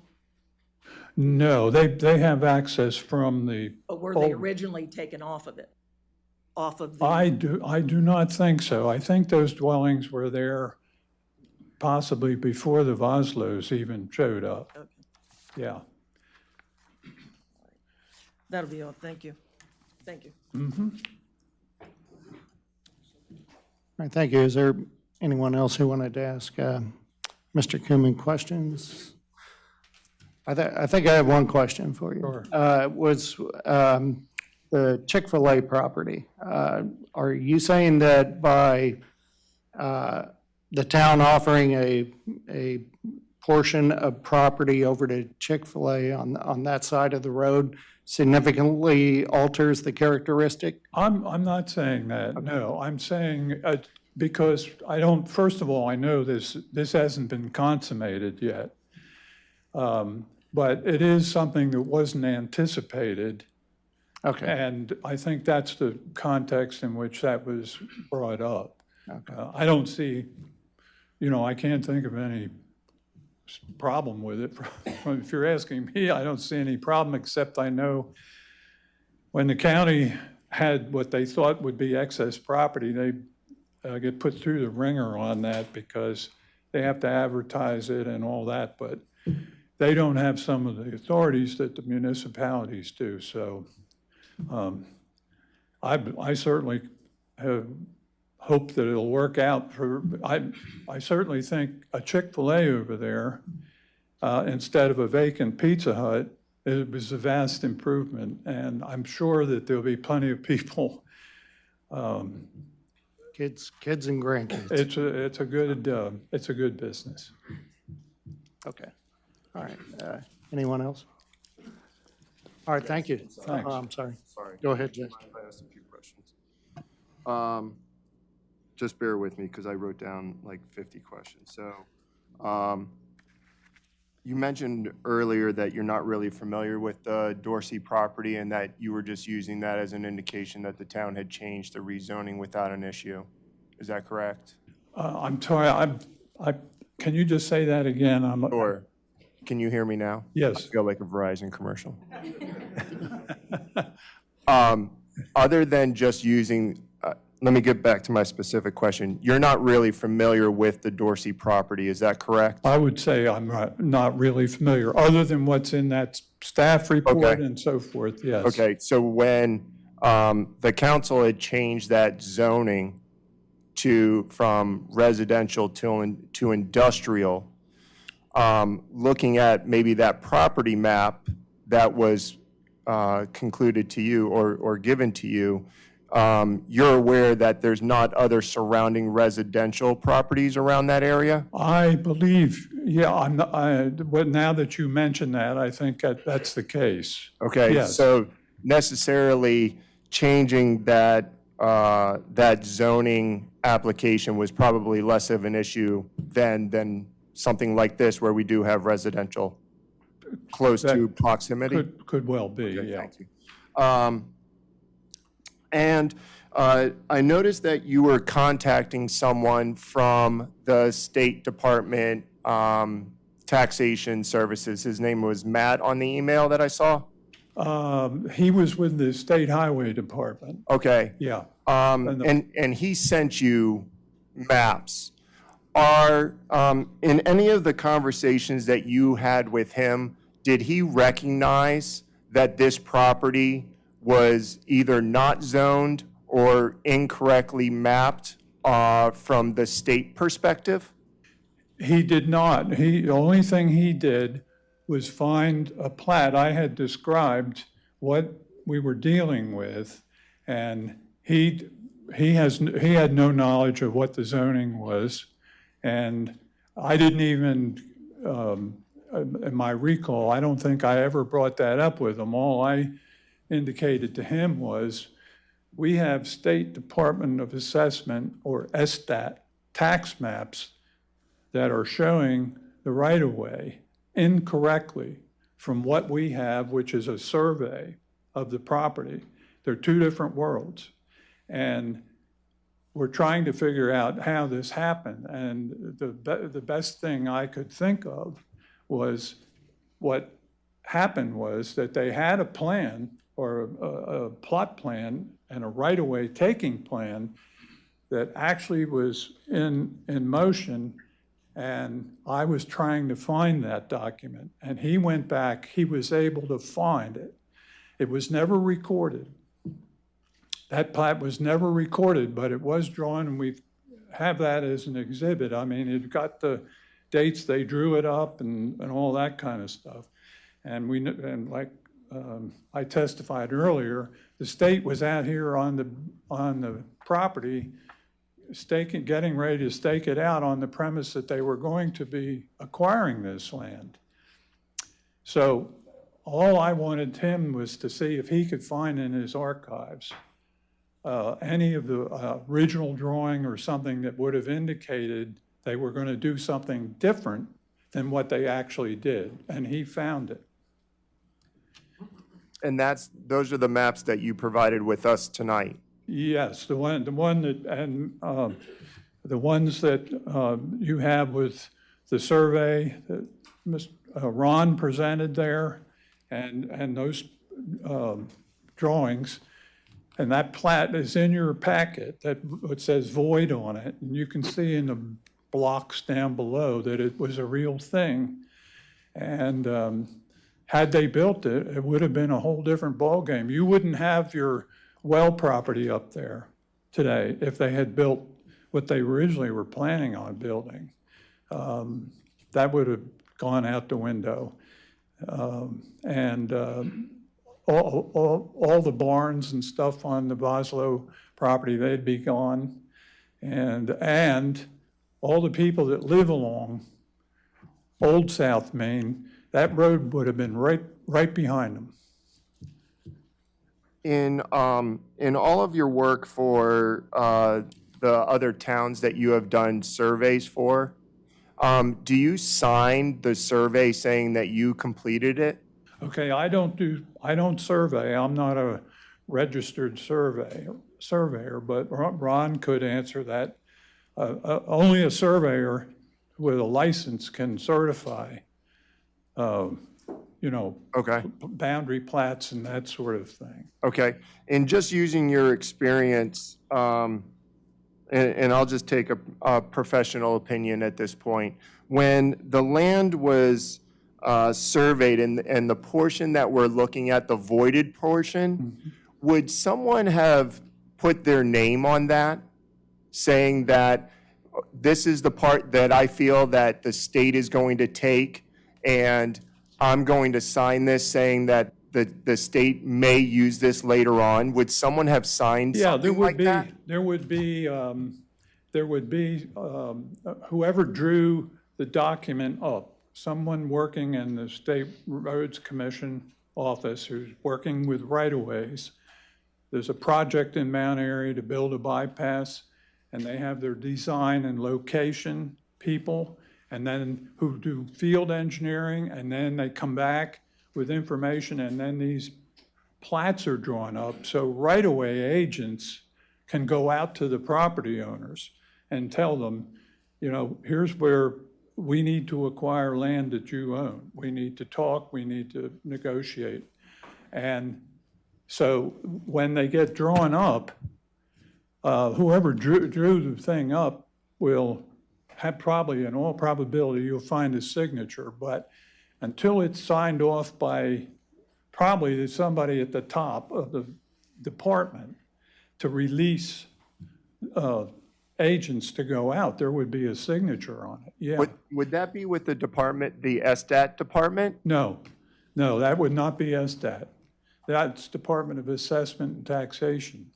And they would, what happened is they picked up this state highway plat. So State Highway, someone from State Highway put this on a diagram. SDAT picked it up and said, okay, they're going to use that portion, let's put it into our records. Yeah, SDAT assumes somehow, you know, people who do the mapping, they get information coming in that make these SDAT maps, right, State Department. And that's why they put that big qualifier on there to everybody, whether you're the property owner or you're the town using their map, whoever using it. These are not actual land surveys, not the SDAT maps. So when Mount Airy or any other town uses the State Department of Assessment and Taxation mapping for their base zoning map, to put zoning on, if there's some mistake in that map, it's not the town's fault, I mean, for sure, but this is an available map. It's commonly used all across the state, you know. I mean, plenty of towns use it if they don't want to go out and map it themselves. I mean, it'd be a tremendous cost. But it's you know, the thing to keep in mind is until just because somebody draws a plat up and even signs it, and they send people out and tell property owners, you know, we're here to stake out the property. If something intervenes after that, and then you can picture people going back and saying, you know, we're running into some problems up there in Mount Airy with this taking. And they sit down and the engineers take another look at it, and then they come up with something else, which is exactly what they did. And they drew up the new plats, and that's what Ron showed you here, all the plats that are actually affecting this property. And, but unfortunately, in this case, that original, call it Plan A, that they were going to make the interchange go right up there by the old interchange, because that's what, you know, that's where it was headed. Main Street went up to US 40 there, and that's where they thought they were going to go. But they ultimately changed it. And then all this time, the mapping, and you don't have to feel bad. The county had. I don't feel bad. I know.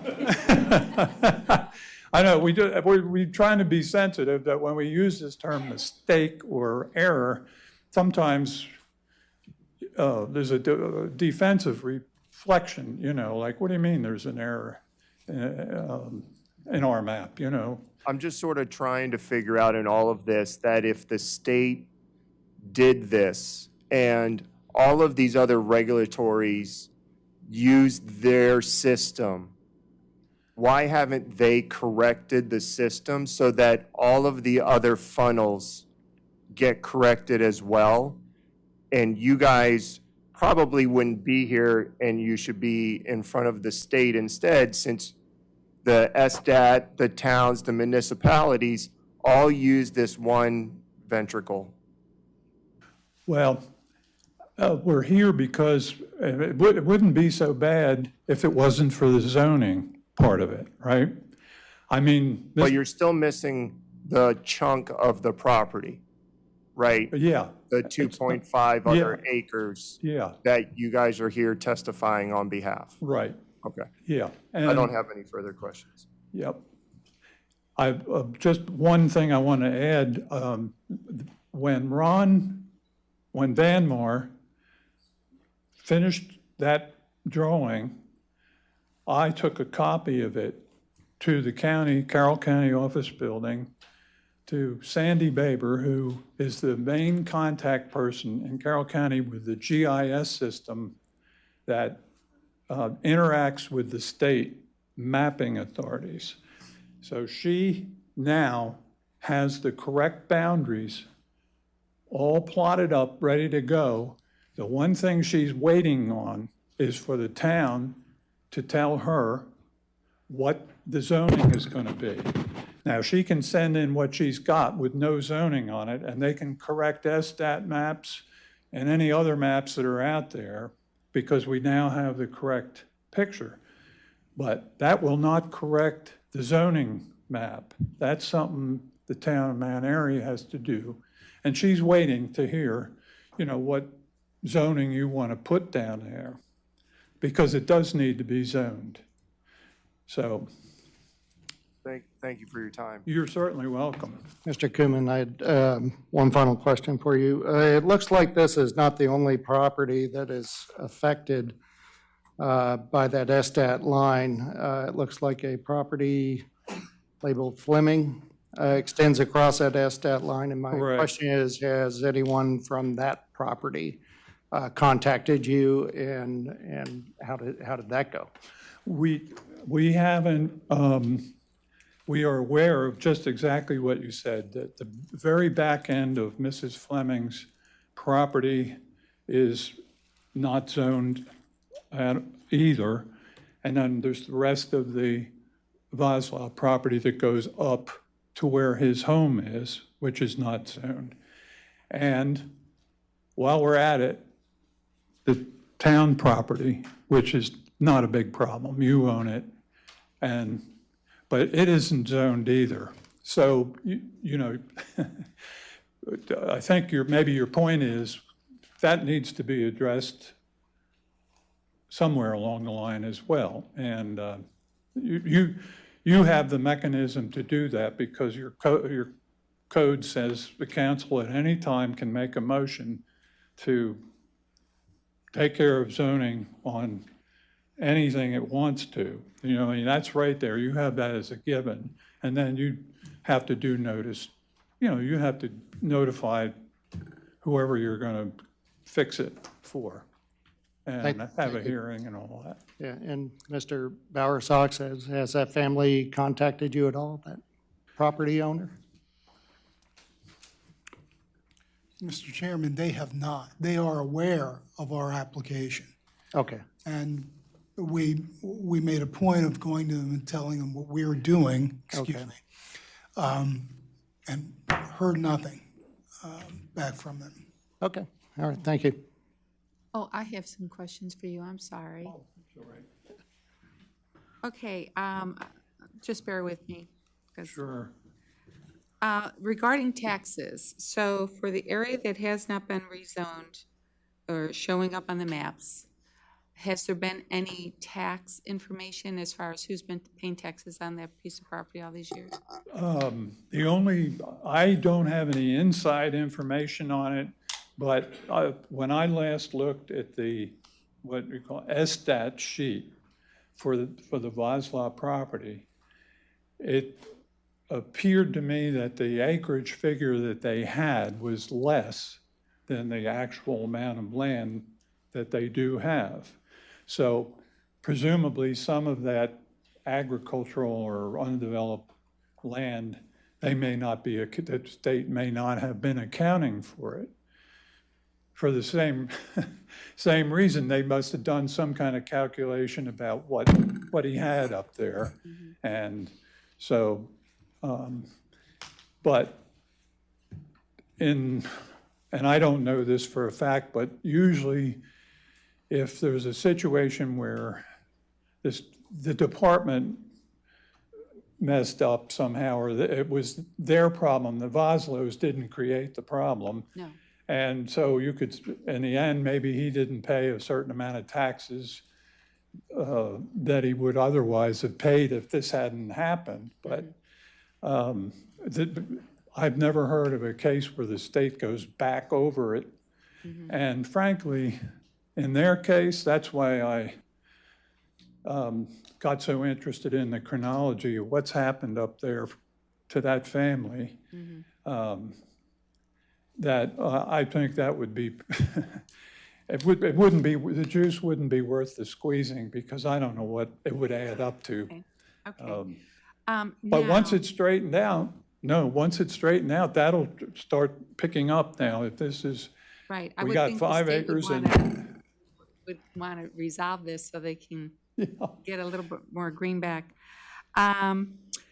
Okay, now I want to ask you about substantial change, okay? Because you're making a case that the neighborhood has changed. And so because of that, I mean, your case more is that's a mistake.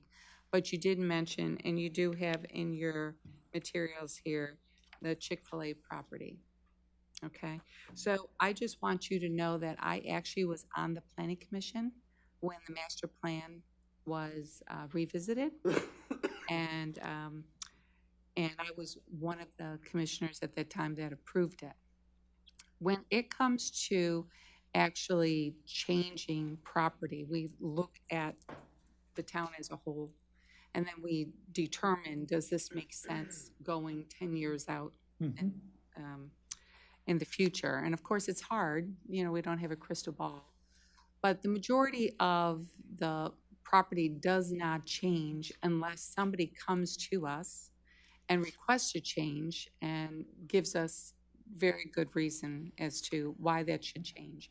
Now, sometimes we might say, well, we want an outer perimeter, which is like a buffer from the rural to our town. So we may do some changes there, but by and large, that's pretty much how it is. We determine maybe some differences that would occur in the downtown zone because there's different restrictions to downtown, okay? So with that said, you had put in here, and we're all happy to see Chick-fil-A is maybe coming to the neighborhood. But at that time that we rezoned, or we looked at the master plan, that was not anywhere in the future. So the planning commission did not have that information. And from what I understand is, we as a council have to be persuaded by you that you have substantial evidence that a substantial change in the character of the neighborhood since the last comprehensive plan took place. So at that point, this was not something that we even... Well, it wasn't something that anybody even brought up. Right. Yeah. And that commercial, that property right now is commercial. So that property would not, that neighborhood would not be changing. And with the demarcation of South Main Street on the other side, it's all residential. You know, what has been determined to be their property has been residential. Yes, what's shown is zone residential on Right. the other side, yep. So since I've been here now for 28 years. When I used to make the left-hand turn, there were black cows that greeted me every night, and I miss that. So it was, you know, all these years, it's been, and that has, I don't know when they actually got rid of the cows, but I remember it pretty vividly, so I don't know how many years it is. So, so that's my only interpretation is, you know, thank you for representing that, but I feel as though that's not a compelling reason to say that the neighborhood has been changed. Now, if the property is expanded and it includes this other property that is against South Main Street and 27, would you not say that that may be more amenable for other things other than commercial that would be, that the town could look at, say we're looking at the master plan right now, and I have to determine, and the commissioners have to determine, you know, what would be a good thing to put on this piece of property. And you have residential to the south and west of it. So if there's more property, there might be a small OPE. There might be a case for a small OP, which would be less traffic for our town, because it would be, you know, a building with some businesses in it, and would be the same people going back and forth, and it wouldn't be as busy, nor would there be the you know, a light pollution for the people that would back up to it. And, you know, so that, you know, that may, I know that you're asking for CC, but it would, you know, neighborhood professional could be thought of, or OP, because it would be a bigger parcel. What I hear what you're saying. A couple thoughts. When you're thinking about putting zoning on land, and your plan recognizes these things, it describes it, you have to think about the land itself, the topography, you know, whether you have steep slopes or whether you have rock outcroppings, where you're talking about. All those detailed site considerations come into play. As I said earlier, the two things to me that are overwhelming in this case is this massive community commercial zone that is there and has been developing all along, ever since it was first put there. 74 acres on the 84 plan, and then the town has added to that it's expanded that with 20 more acres. So when you take the size of that, and then you look across the road, and you see you're right at the ramp that goes up to I-70, and you're right at the gateway, then I look over at the legend of your zoning ordinance, and I have done that. I've asked myself, what other zone would be appropriate here? And I just, to make it short, I just knocked out all the residential. That makes no sense to me to make that residential. I can't imagine, that would be a misappropriation or a misuse of the land. I'm not saying that somebody might put a professional building in there or something, but it seems like such a, to me, a logical thing to just include that corner. And I say that because that's exactly what the town did on their other intersections. If you go up 27 and you look at the crossroads, in those corners, that was considered a logical place to provide for some business. And it's a perfect location for the kind of business that can go in the community commercial. Whether there's some other zone out there that somebody could come up with something that, you know, that would be something you'd like to see right there at the gateway, I'm not saying there isn't, but it just seems, the weight to me seems more, and it's not creating a new zone. I mean, my God, there's almost 100 acres right there across the road. And I don't see it going up Main Street toward Mt Airy. I mean, I think something is, if you and I looked into the future and we looked down Old South Main Street, I might not live to see it, but you will. Something will change in the years ahead. I think that property is very valuable up there where the homes are. And you're probably at some cycle review of your comp plan, you know, wouldn't be surprised if you had a group of people come in and say, you know what, we got an idea about using this property differently, and we've got property owners who may want to, we can deal with them. I'm not saying that's going to Yeah, happen yeah, I today, mean, but anything's possible. yeah. Now, my last question is the application for the zoning map amendment. So I'm just a little confused. So this was just done in 2018. Who, I guess I missed who actually did this and why was it submitted? Because I don't recall hearing that this was done previously. I'm sorry, I'm not understanding the question. Oh, okay, so that was for, okay, never mind. You just let me know. I missed that portion of it. So, Oh. never mind. I retract that If question. you're good, I'm good. Yeah, I'm good. I'm probably tired, so you got me, you got me on a barrel. So that would have been really good. Oh, I missed my cue there. Okay, thank you very much. Oh, you're welcome. Is there anyone else? Thank you. All right. All right, thank you for your time. All right, at this point, Mr. Chairman. yeah, sure, go ahead.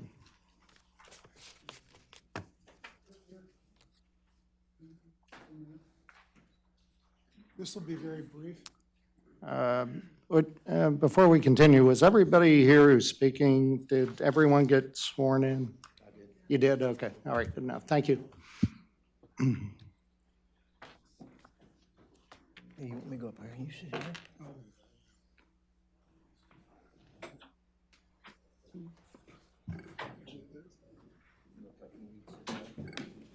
Thanks. Good evening, Mr. Vossloh. For the record, could you state your full name and your address? Kurt Vossloh, 14187 Day Avenue, Mount Airy. All right, and this property is a family property. The one we're talking about tonight is your family's property, correct? Yes, sir. Were you here when you heard Mr. Cuman recite the chronology of your family's purchase and those other events? Yes, sir. All right, was that accurate to the best of your Pretty recollection? much. I mean, we were 13 years old or something like that when that went down, but I can remember pretty well. And there's a gentleman sitting right here, Mr. Tommy Fleming, who's a neighbor, and he can remember probably riding around the field pulling them stakes out that the state roads put in with us at the time. Because he rode around the truck with us, we pulled them up like playing hockey, you know, so. Yeah. So, I'm not Just, the only one. just for the record, you have been aware of this application since we started, is that correct? Yes, sir. And you and your other family members support the application? Yes, sir. Okay, and you desire to see the rezoning as we've requested? Yes, sir. Okay, that's all I have. All right, thank you very much. All right, how many residents, hold up your hand if you want to speak at the podium tonight? What I got, 1, 2, 3, 4. Okay, you can either wait until someone speaks and returns to their seat, or you can line up against the wall. Please try to hold your comments to about 3 minutes, but I'm probably not going to shut you down. So I'll just let you know when 3 minutes is up. So whoever wants to be first, please identify yourself and give an address and speak your mind. Someone's got to go first.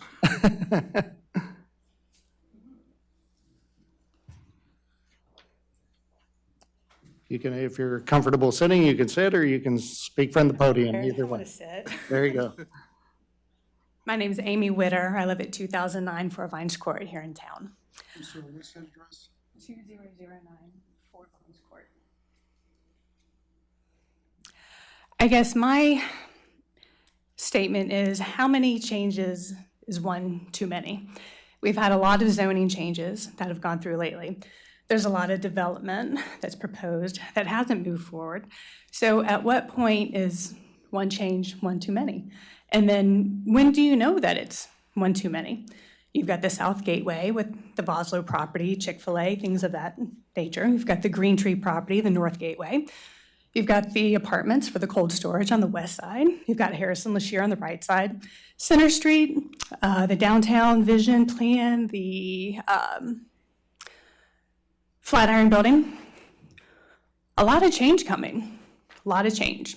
And we don't really know how a lot of this change is going to impact the town as a whole. So in my opinion, Until we understand how the changes that we're approving and pushing through are going to affect our community, why are we continuing to race forward with change? Can we pump the brakes a little? Wait and see what happens? How are we affected? What's traffic impact? What's infrastructure impact? There's just a lot that's unknown, but there's a lot of change. Change is good. It's not bad. It's necessary. But until we know how all of the change is going to affect us, why do we keep doing more? Just doesn't make sense to me. Thank you. All right, thank you, Amy. I have one question for you, Ms. Winter. Where is 2004 Lions Court? Getting that right? Four Vines. 4 Vines, I'm sorry. It's in the Sterling Glen neighborhood. Thank you. Thank you. Thank you. All right. Next.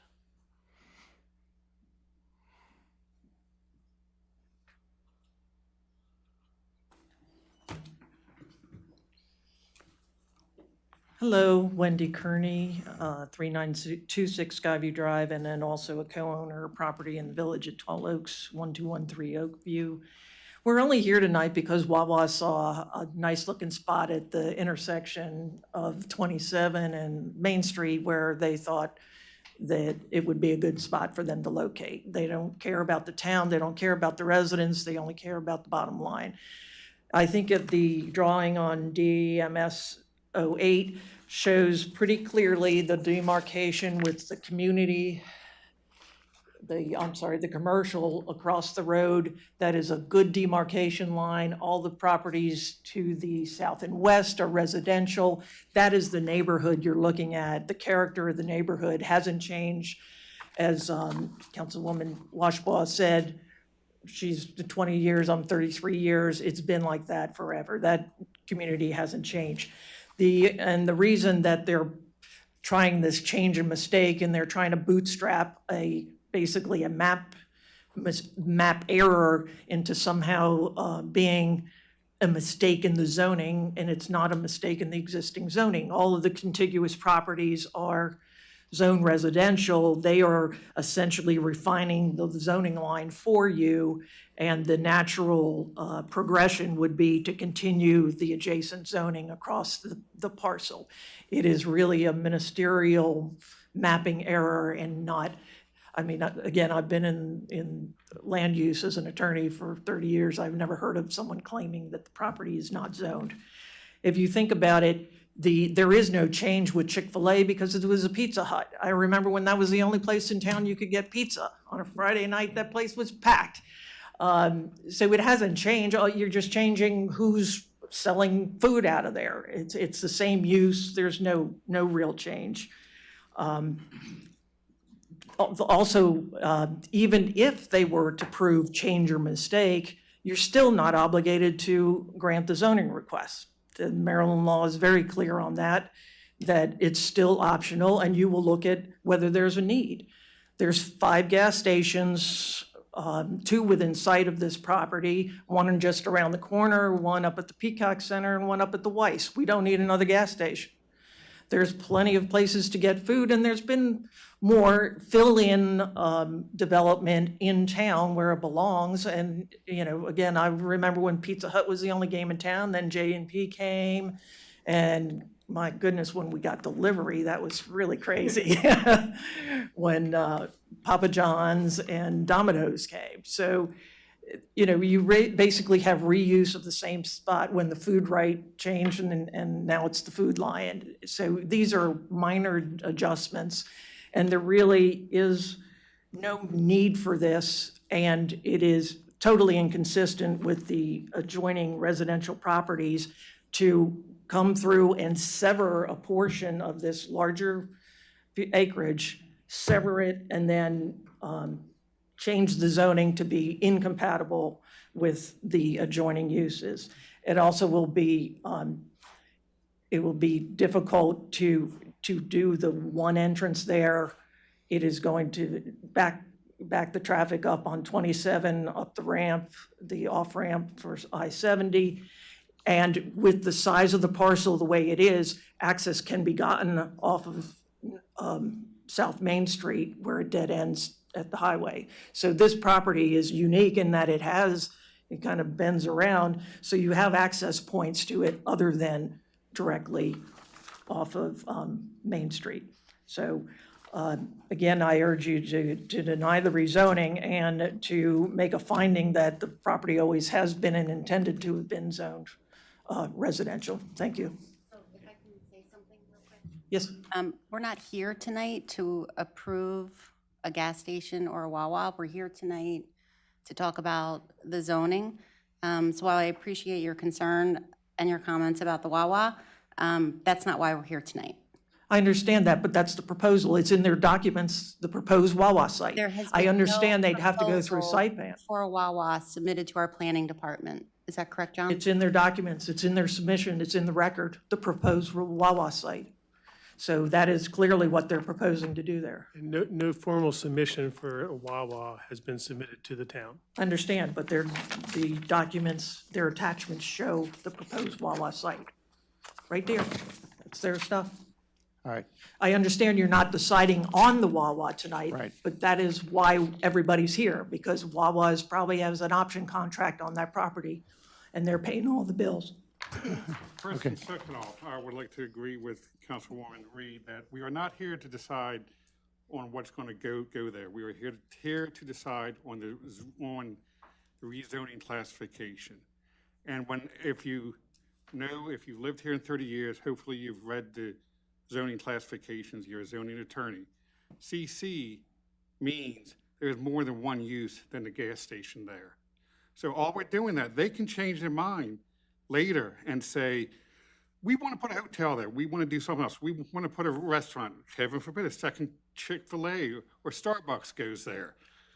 So I can understand the increase in traffic, but let me ask you this. Are you going to use Chick-fil-A there when it opens up? Existing, I know it's existing, but you're concerned with traffic going there. I honestly don't think there'll be that. I mean, back in the day, Pizza Hut was very busy. I There's know. less traffic there. You're going to have a lot of bypass trips to it. I don't think there's going to be that significant a change because it's still a commercial use. Pizza Hut's a commercial use.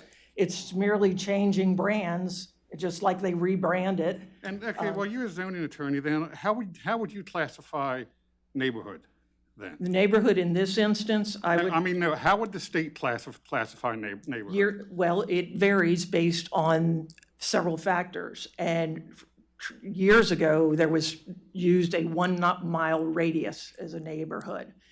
But we also used demarcations like major roadways to separate uses. And in this case, it's very clear that Main Street separates the commercial from the residential here. And that is a good demarcation. Okay, And but- the neighborhood is this quadrant here to the south and west of Main Street and to the west of Route 27, its own little Okay, enclave. I understand that, but would you concur with Mr. Keenan's presumption that everything he said about change in use was within the definition of neighborhood? No, Why?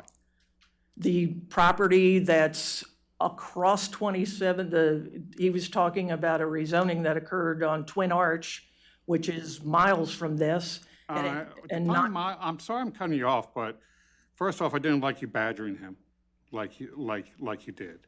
I didn't believe it was bad. I Yes, asked you him were. questions. Yes, you were. Short and sweet, yes, you were, ma'am. Second off, that's not miles away, maybe a mile and a half tops. So it is within the definition of neighborhood, as the state says. I disagree. We've been told that the state defines neighborhood as flexible. Right. Right. So it is within his own That's presumption. what he is, that's why I asked him. Presuming. I asked him what neighborhood was he considering. And I would state that most of the people who reside in this area would consider their neighborhood being west and Okay, but hopefully they would consider Mount Airy their neighborhood too, just not that. Mount Airy is certainly an incorporated municipality, but it has neighborhoods within it. Village of Tall Oaks is a neighborhood. But I live in Mount Airy, I consider this whole town my neighborhood. As your favorite. Just not my little inclusion of where I live. Understand, and it is flexible, and that's why I asked him, because if you're considering properties that are so distant that they don't affect that location, then arguably you're outside the neighborhood. Thank you. That's it. Thank Any you. other questions? All right, thank you, ma'am. I have a few questions, Ms. Kearney. Sure. You say you own a property or co-own a property in Tall Oaks? Correct. Who do you co-own it with? That's none of your business. It's a matter of public record, and if you want to know, that you can look it up. Where is Tall Oaks? Where is this address? It is, In proximate location to this site is what I'm getting at. you go past this site in order to get there, Yeah, how far is it from this site? about 2 miles. Okay. A little farther than the site of 4040 Twin Oaks Road. No, closer, much closer. And Mr. Munder indicated it was 1.25 miles. About 1.25 miles, and Twin Oaks is nowhere near 2 miles away from this site. I'd say about a half Yeah. It's shown on one of these maps. You It's did. not 2 miles, it's about a half a mile. Oh, two- half mile, okay. Yeah, less. it's very not good. 2 I miles. appreciate it. Because I live in Twin Ridge and Right, it's close. Hopscotch In District. Skyview Drive. That is south of, it's outside the town. It's south, and it's off of Penn Shop Road near Kemptown. Okay, approximately how many miles away? 4 or 5. Okay. You have not had the privilege of seeing any traffic study for this intersection here, have you? No, only my own observations. Okay. And are you familiar with ITE trip generation rates for a sit-down restaurant compared to a vehicle-driven drive-through restaurant? I understand there's differences, but that's not You don't know relevant what to the- this. You don't know what, right, because that's a site plan issue, and the traffic impact is something that's gonna have to be resolved at another stage, correct? Well, assuming there's a subdivision approved that would allow you access to that road. I don't have any other questions. All right, thank you, ma'am. All right, who's next? Good evening. My name is Jerry Burgess. I live at the property at 1701 South Main Street. Okay. The only thing I can say is I'm for it. If you're gonna put in a Chick-fil-A, whether they put in a Wawa, a hotel, a medical building, you're still gonna have the lights, you're still gonna have the noise, you're still gonna have the traffic. If you've been to a Chick-fil-A around lunchtime, you know that line's down the street, around the corner. You're gonna have to put a light in at that intersection anyway. If not, you're gonna be backing up, what's Ridgeville up through there, up past the 7-Eleven and everything up there, you're gonna have more accidents there. Putting a light in right there is gonna benefit us trying to get into the neighborhood as well, because you've got people flying up that hill, trying to cut over to go down 144 right at that sharp turn. So that's gonna kill 2 birds with 1 stone by putting in a light right there. That's all I have to say. So I have a quick question, Mr. Yes. Oliver. My question is actually for you. Has anyone contacted the residents on South Main Street Extension to see how they feel about it? Has anyone petitioned them? I believe that Mr. Voslo has reached out to some of the neighbors on the east side of Right. Main Street, and perhaps including Mr. Burgess. Yep. In the past, we did that before we came to the planning commission. Mr. Burgess, where's your property? I have the bigger parcel at the beginning of the corner on your map. On South Main Street? Yes, All right, so you would join this property? yes, I do. I'm actually the first property that you come to. Okay. And what does that have to do with anything? Thank you. I appreciate it. No Thank you. problem. All right. Next, who's? Ma'am, you'll have to come up. I appreciate it. And were you sworn in? Yes. Okay, thank My you. name is Beth Ball. I live at 1514 Rising Ridge Road. I live on Rising Ridge Extended. It's right off of South Main Street. And Mount Airy can't handle the traffic we have now. It's a mess. We call it the death grip when you're going past McDonald's and you're making the turn on the left. It's horrible. And we have a lot of young drivers in the family, and it's a nightmare. My neighborhood's aware of this, and everybody feels the same way. Something needs to be done about the traffic. So we're a zone neighborhood. I'm residential. I'm against being zoned for commercial. So if there's a traffic study done, what were the results? Because it's a nightmare. Okay. It's dangerous. There's accidents every weekend in front of McDonald's. Around that corner, and how many times I've always got smashed into. It's horrible.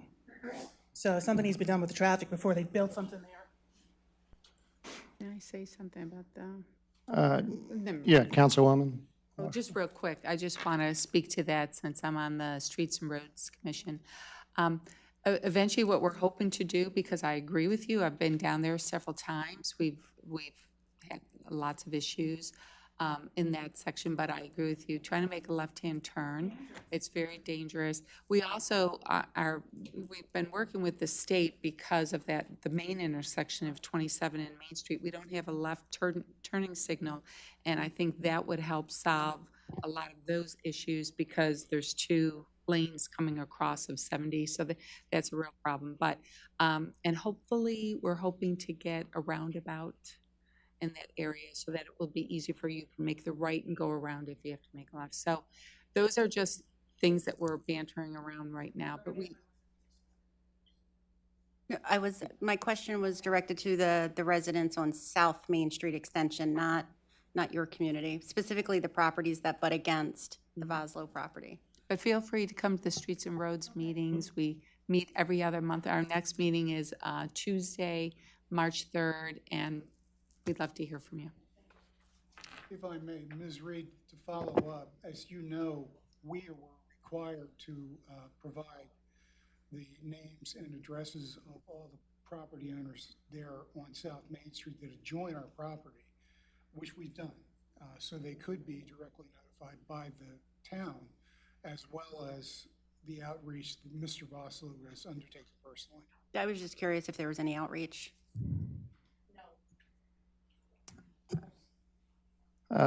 Ma'am, would you like to speak? No. Okay. Other than to answer Ms. Reed's question. Okay. All right, anyone else? Yeah, were you sworn in, Scott? I saw you come in. You were not? All right. Raise your right hand, please. You solemnly swear or affirm under penalties of perjury that the testimony you're about to provide is the truth, the whole truth, and nothing but the truth? I do. All right, thank you. While I do believe that property will... Name and address. Oh, yes. Thanks. Scott Sergio, 1607 Pullman Court here in Mount Airy. While I do believe that that property will need to eventually be rezoned, I am not sure if we're in a position right now to rezone the full property, given the fact that the SSTAT, while it was petitioned to be corrected, I do not believe it's been adopted. So that would mean that the folks at the Department of Taxation don't recognize the property to be part of the Voslo estate. Now, that it obviously is, but until that gets corrected and one receives tax bills for that property, I'm not sure that the state recognizes the Voslos owning it, because wouldn't they send the bill for taxing, right? I mean, this might be the only property in Maryland that's untaxed at this point. So I'm just wondering if we're talking about something that's not even a possibility until it's corrected in the state's databases. And while it is unfortunate that it will take a while and maybe be quite tedious, it's hard to understand whether or not we can even rezone it And then once it is corrected, I'm sure the continuum of the property will just be looked at as a 5+ acre parcel, and it will absorb the zoning, the residential zoning that was currently placed on the other portion of it. So, unless somebody sees otherwise, I'm not certain this is even an option. That's all I have to say. Excuse me, Mr. Yeah. Sergio, what is your Dr. address? Sergio. 1607 Pullman Court. Pullman? Yeah, Pullman, Pullman. Where is that? That's over in the Twin Arch Crossing townhomes. Okay. Did you hear Mr. Cuman's testimony about Sandy Baber Yes. in the county GIS? Mhm. The boundary, the correct boundary has been reported to them, and the fix is happening now. Has it been accepted? They're waiting for the town to make a determination on zoning. Did you hear that part of his testimony? I did not absorb that. So they're waiting for us to rezone it so that they can acknowledge that that is part of the Voslo property? That is his testimony. Do you have any evidence that the Voslos do not own? Barney, can you get the microphone closer to Mr. Bowersox? No, I do not. I actually do believe that they do own that property, but I don't think the state believes they do. Okay. Do you have any reason to believe that land records does not show them as owning the entire parcel that we've shown you? Other than the state land records? The land records are kept in the county in which the property is located. That's how it's done in Maryland. It's a local indices. No, I do not have any. I have no further questions.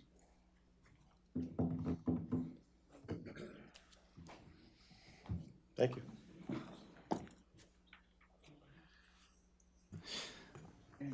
All right, thank you. Any other speakers who would like to come up? All right, Mr. Bowersox, do you have any closing comments? Briefly.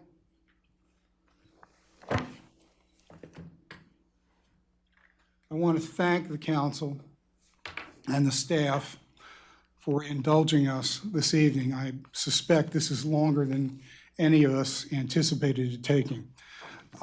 Very briefly, this is what case law and Maryland zoning law refers to as a Euclidean rezoning request or a piecemeal rezoning request initiated by the individual. We talked about that at the outset.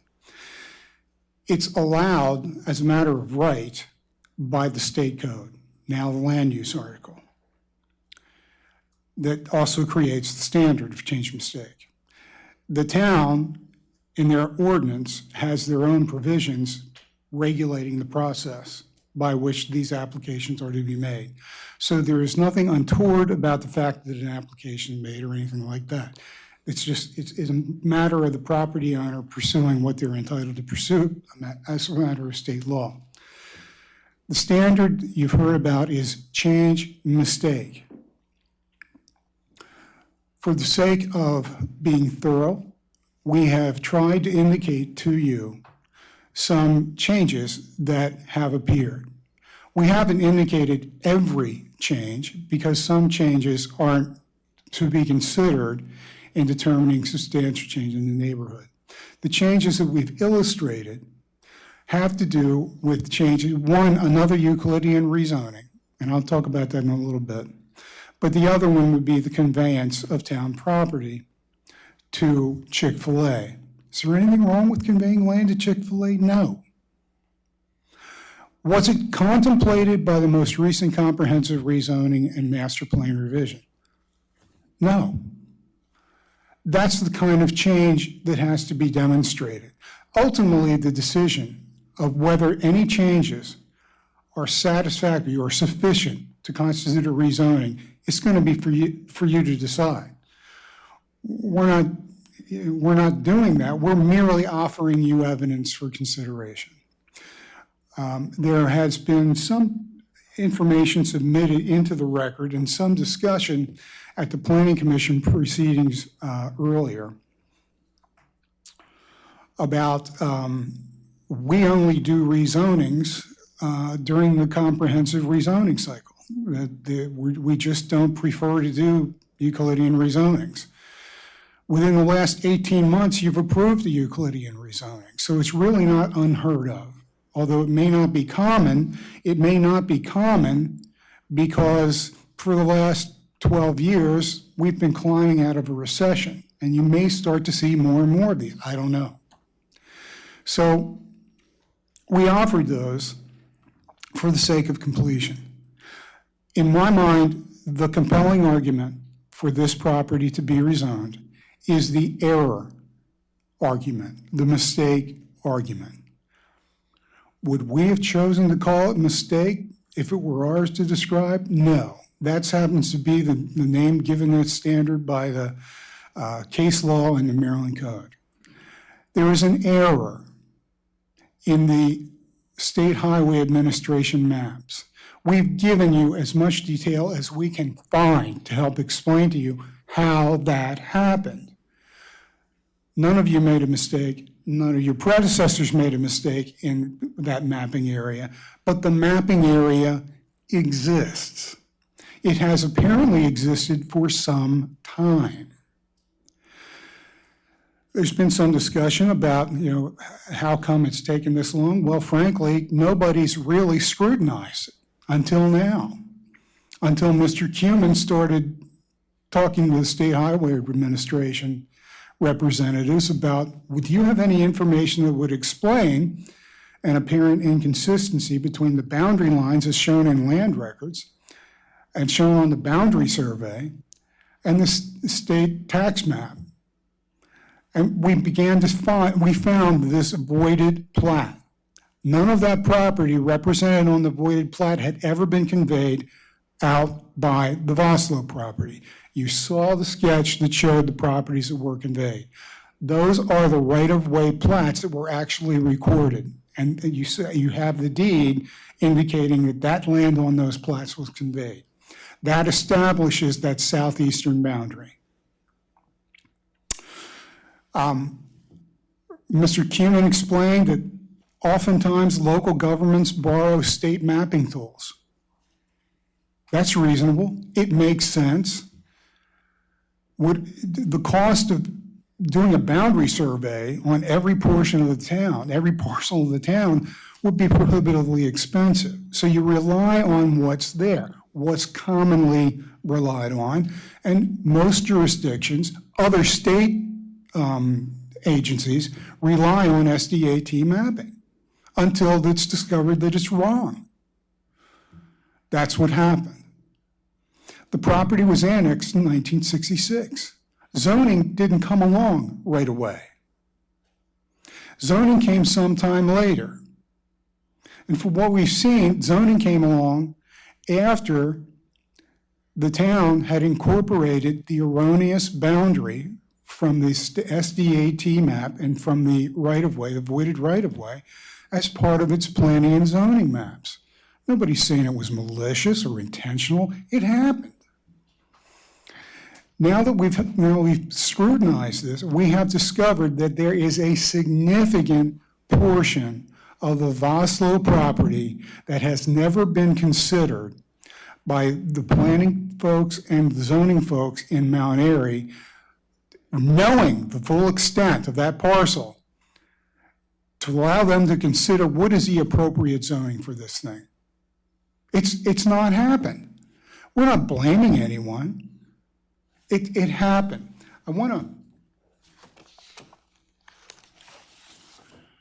There's a case called White versus Spring. It is a rezoning case, Euclidean rezoning. I want to tell you what mistake is described as being there. This case is 109 Maryland Appellate Reports, 692, Court of Special Appeals. The finding, and this is a quote from another case, the finding of a mistake or error is concerned with the adequacy of the factual premises that underlie the conclusion drawing. A conclusion is based on a factual predicate that is incomplete or inaccurate may be deemed in zoning law a mistake or error. White versus Spring involved a mapping irregularity. A basic and actual mistake or apprehension of fact before the decision-making body considering rezoning. That's how the older case law in Maryland described the mistake rule. It's the same thing here. Is there an inaccurate or inadequate factual premise? Yes. The location of the boundary. You didn't have complete, accurate, or adequate information before you at the time you were considering this thing. And that is a mistake. We feel that, again, the evidence of mistake is in fact compelling. You can see how it happened. Now, there's been some discussion about what you're to do tonight. Rezonings like this are kind of a two-part determination. The first part is a quasi-judicial determination by you of whether a mistake exists or whether a substantial change exists so that you can even consider rezoning, okay? If the answer is negative, it's over. If the answer is in the affirmative, then you go to the next step.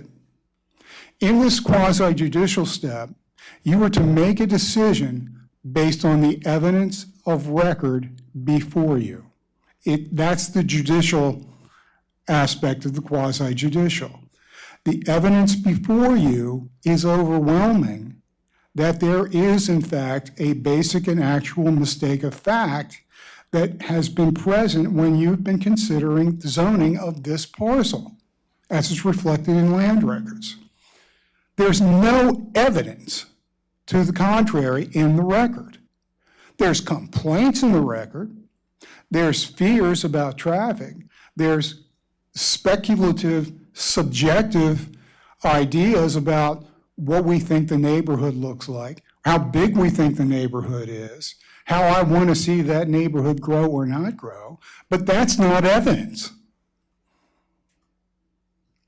Fear and speculation, courts have determined in the past, that's no evidence at all. It has none of what we call probative value. It tends not to prove a fact, or it doesn't tend to prove a fact.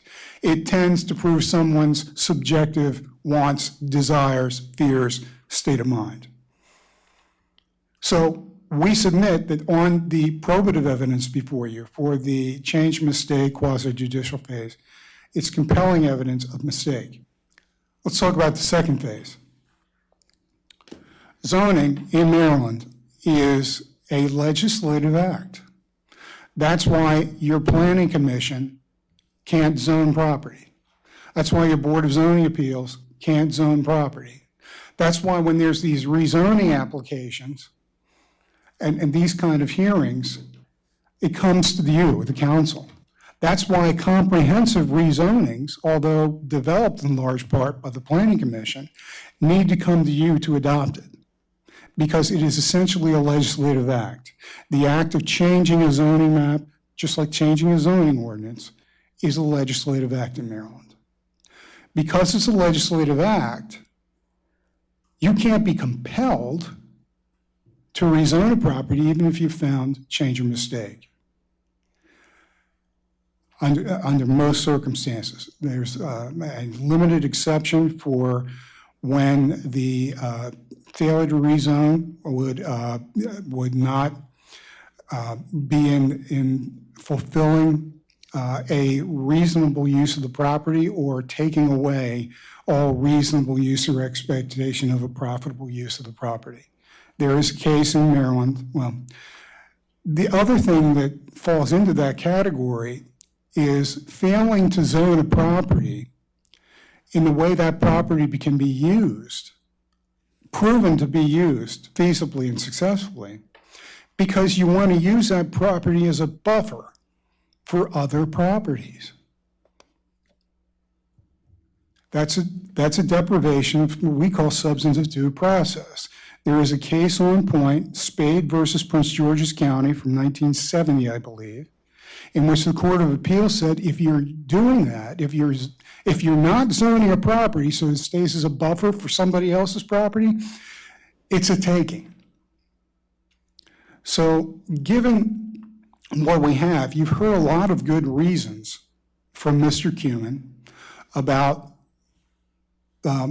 what is the appropriate zone for this property.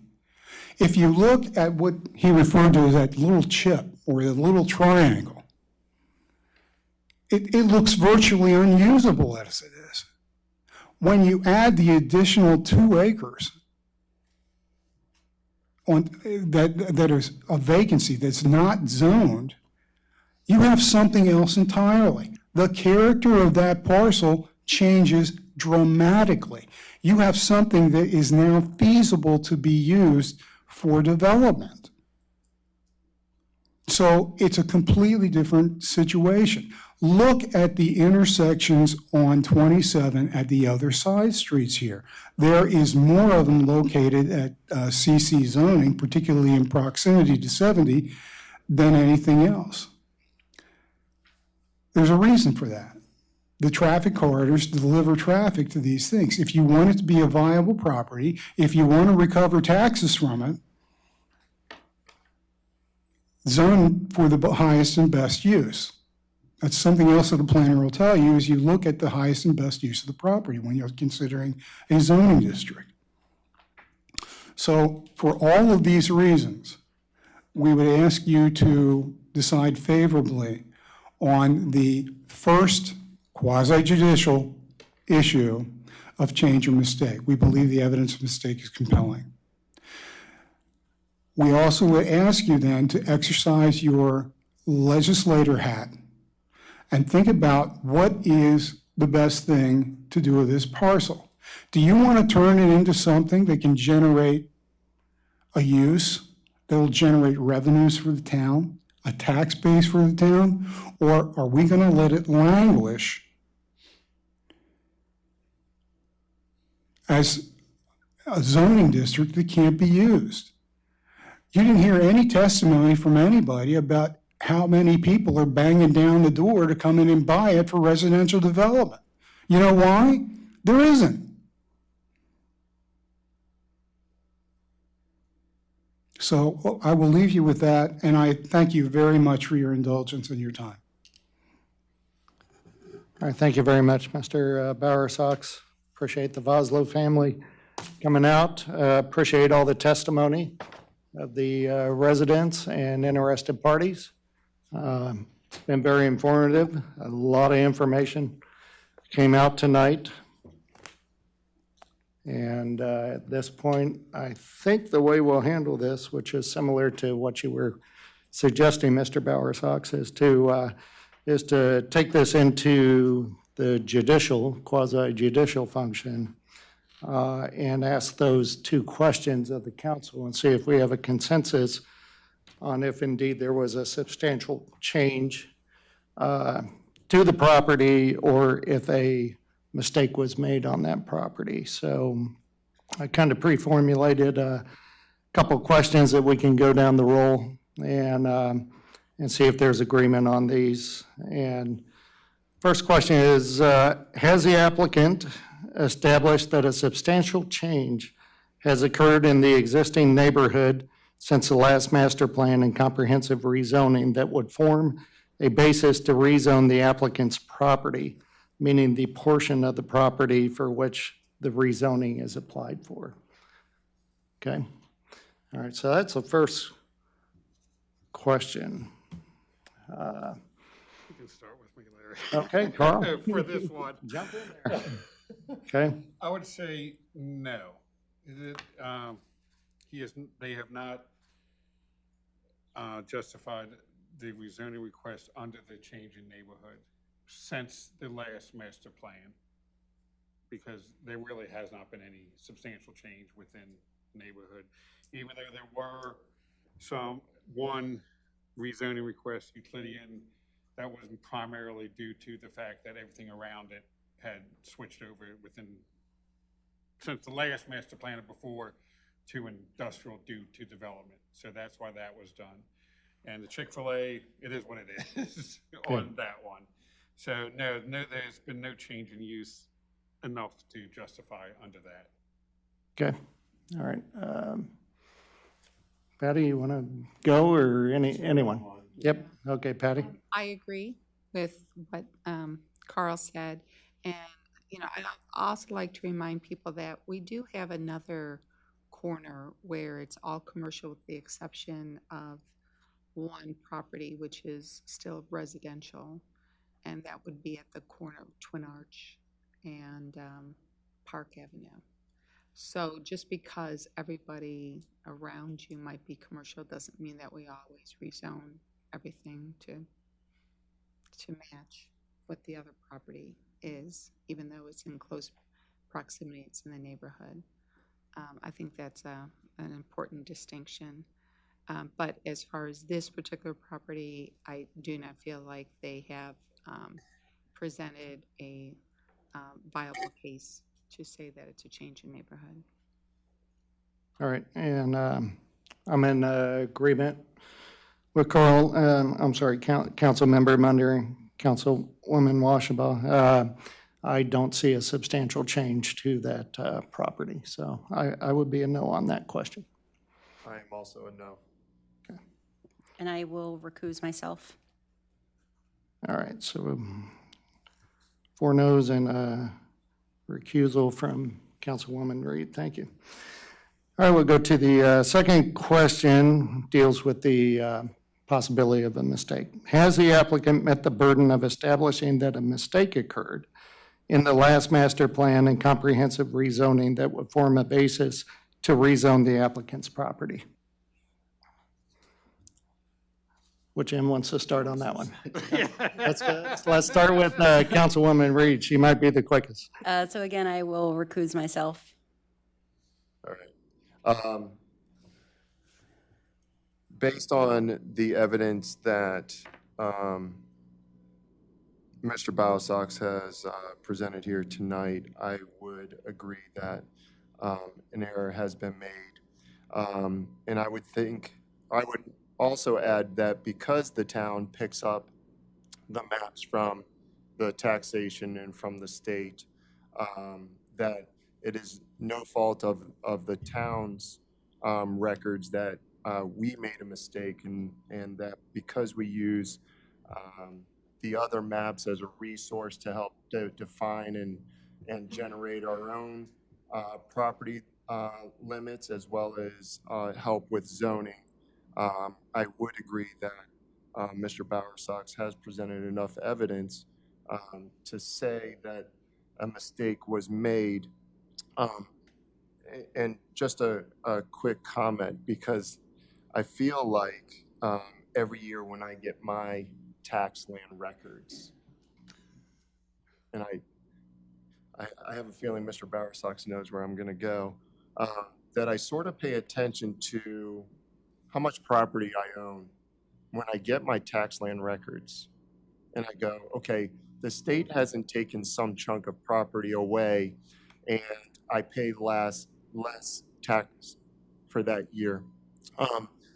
I won't go without saying that I am a little disappointed for your client that it's been 50 plus years that they have not realized that, hey, we're paying a little less tax on the full property.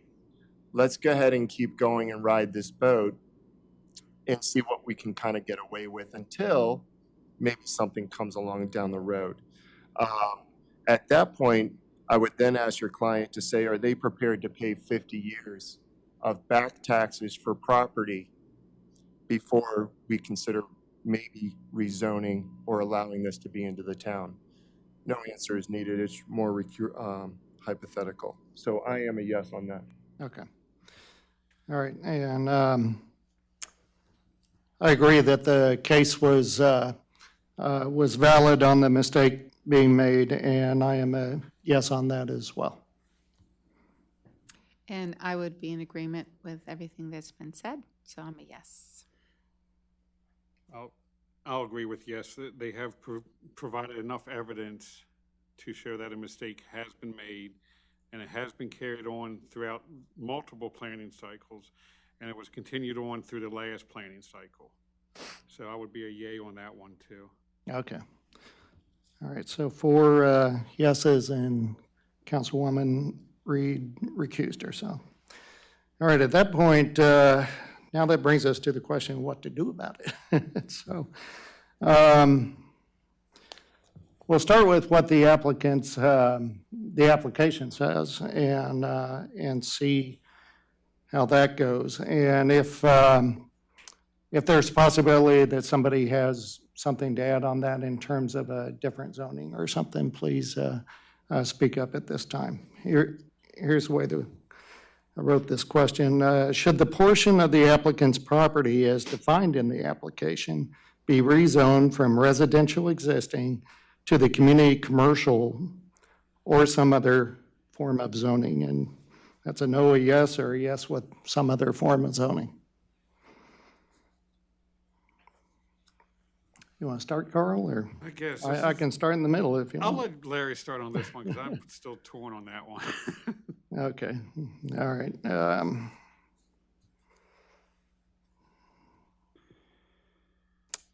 I'm going to say no to the community commercial aspect of the application. I don't believe that what I have heard has compelled me that a change in zoning needs to occur from the properties that adjoin the Voslo property. So I am a no to taking it to community commercial and or any other zoning than what exists on the current Voslo property. I'll go second, since I am in agreement with Councilman Hushhour. No, I don't feel like there's any compelling change to move this to community commercial. And I am also in agreement that it should remain residential existing. Thank you. Okay, yes, I am in agreement as well that it should remain residential existing. And at the next master plan that will be coming forward to the Planning Commission at that time, I'm sure that that property will be revisited.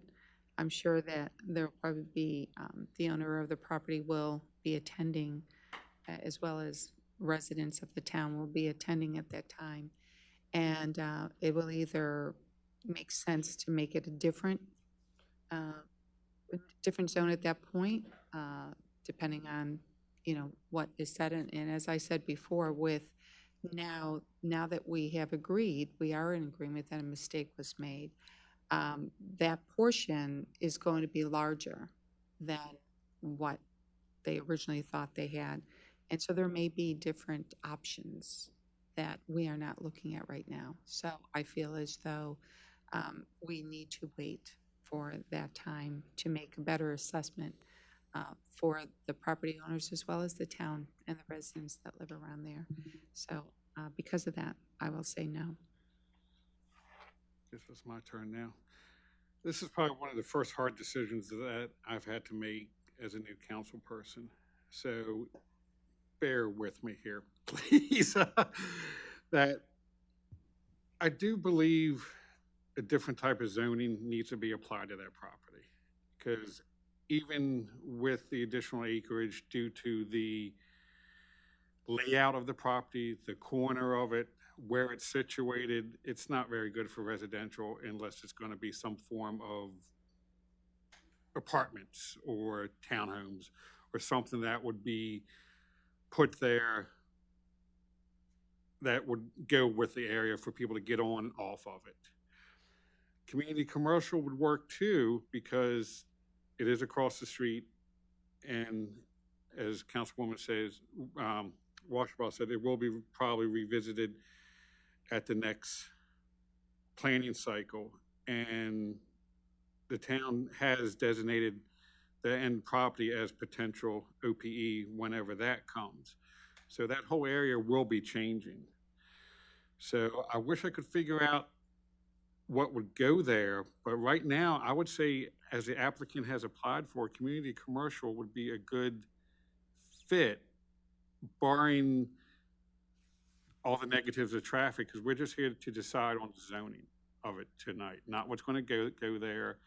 As I said earlier, community commercial does offer a lot of different uses, and even under the current, excuse me, even if it was rezoned to community commercial, they're not even guaranteed the gas station. They would have to still go through the Board of Appeals process within town. So I would say, I would agree with that it should be community commercial, and that's the way I'm going to stand on it. Okay. And Councilwoman Reed? And I will recuse myself.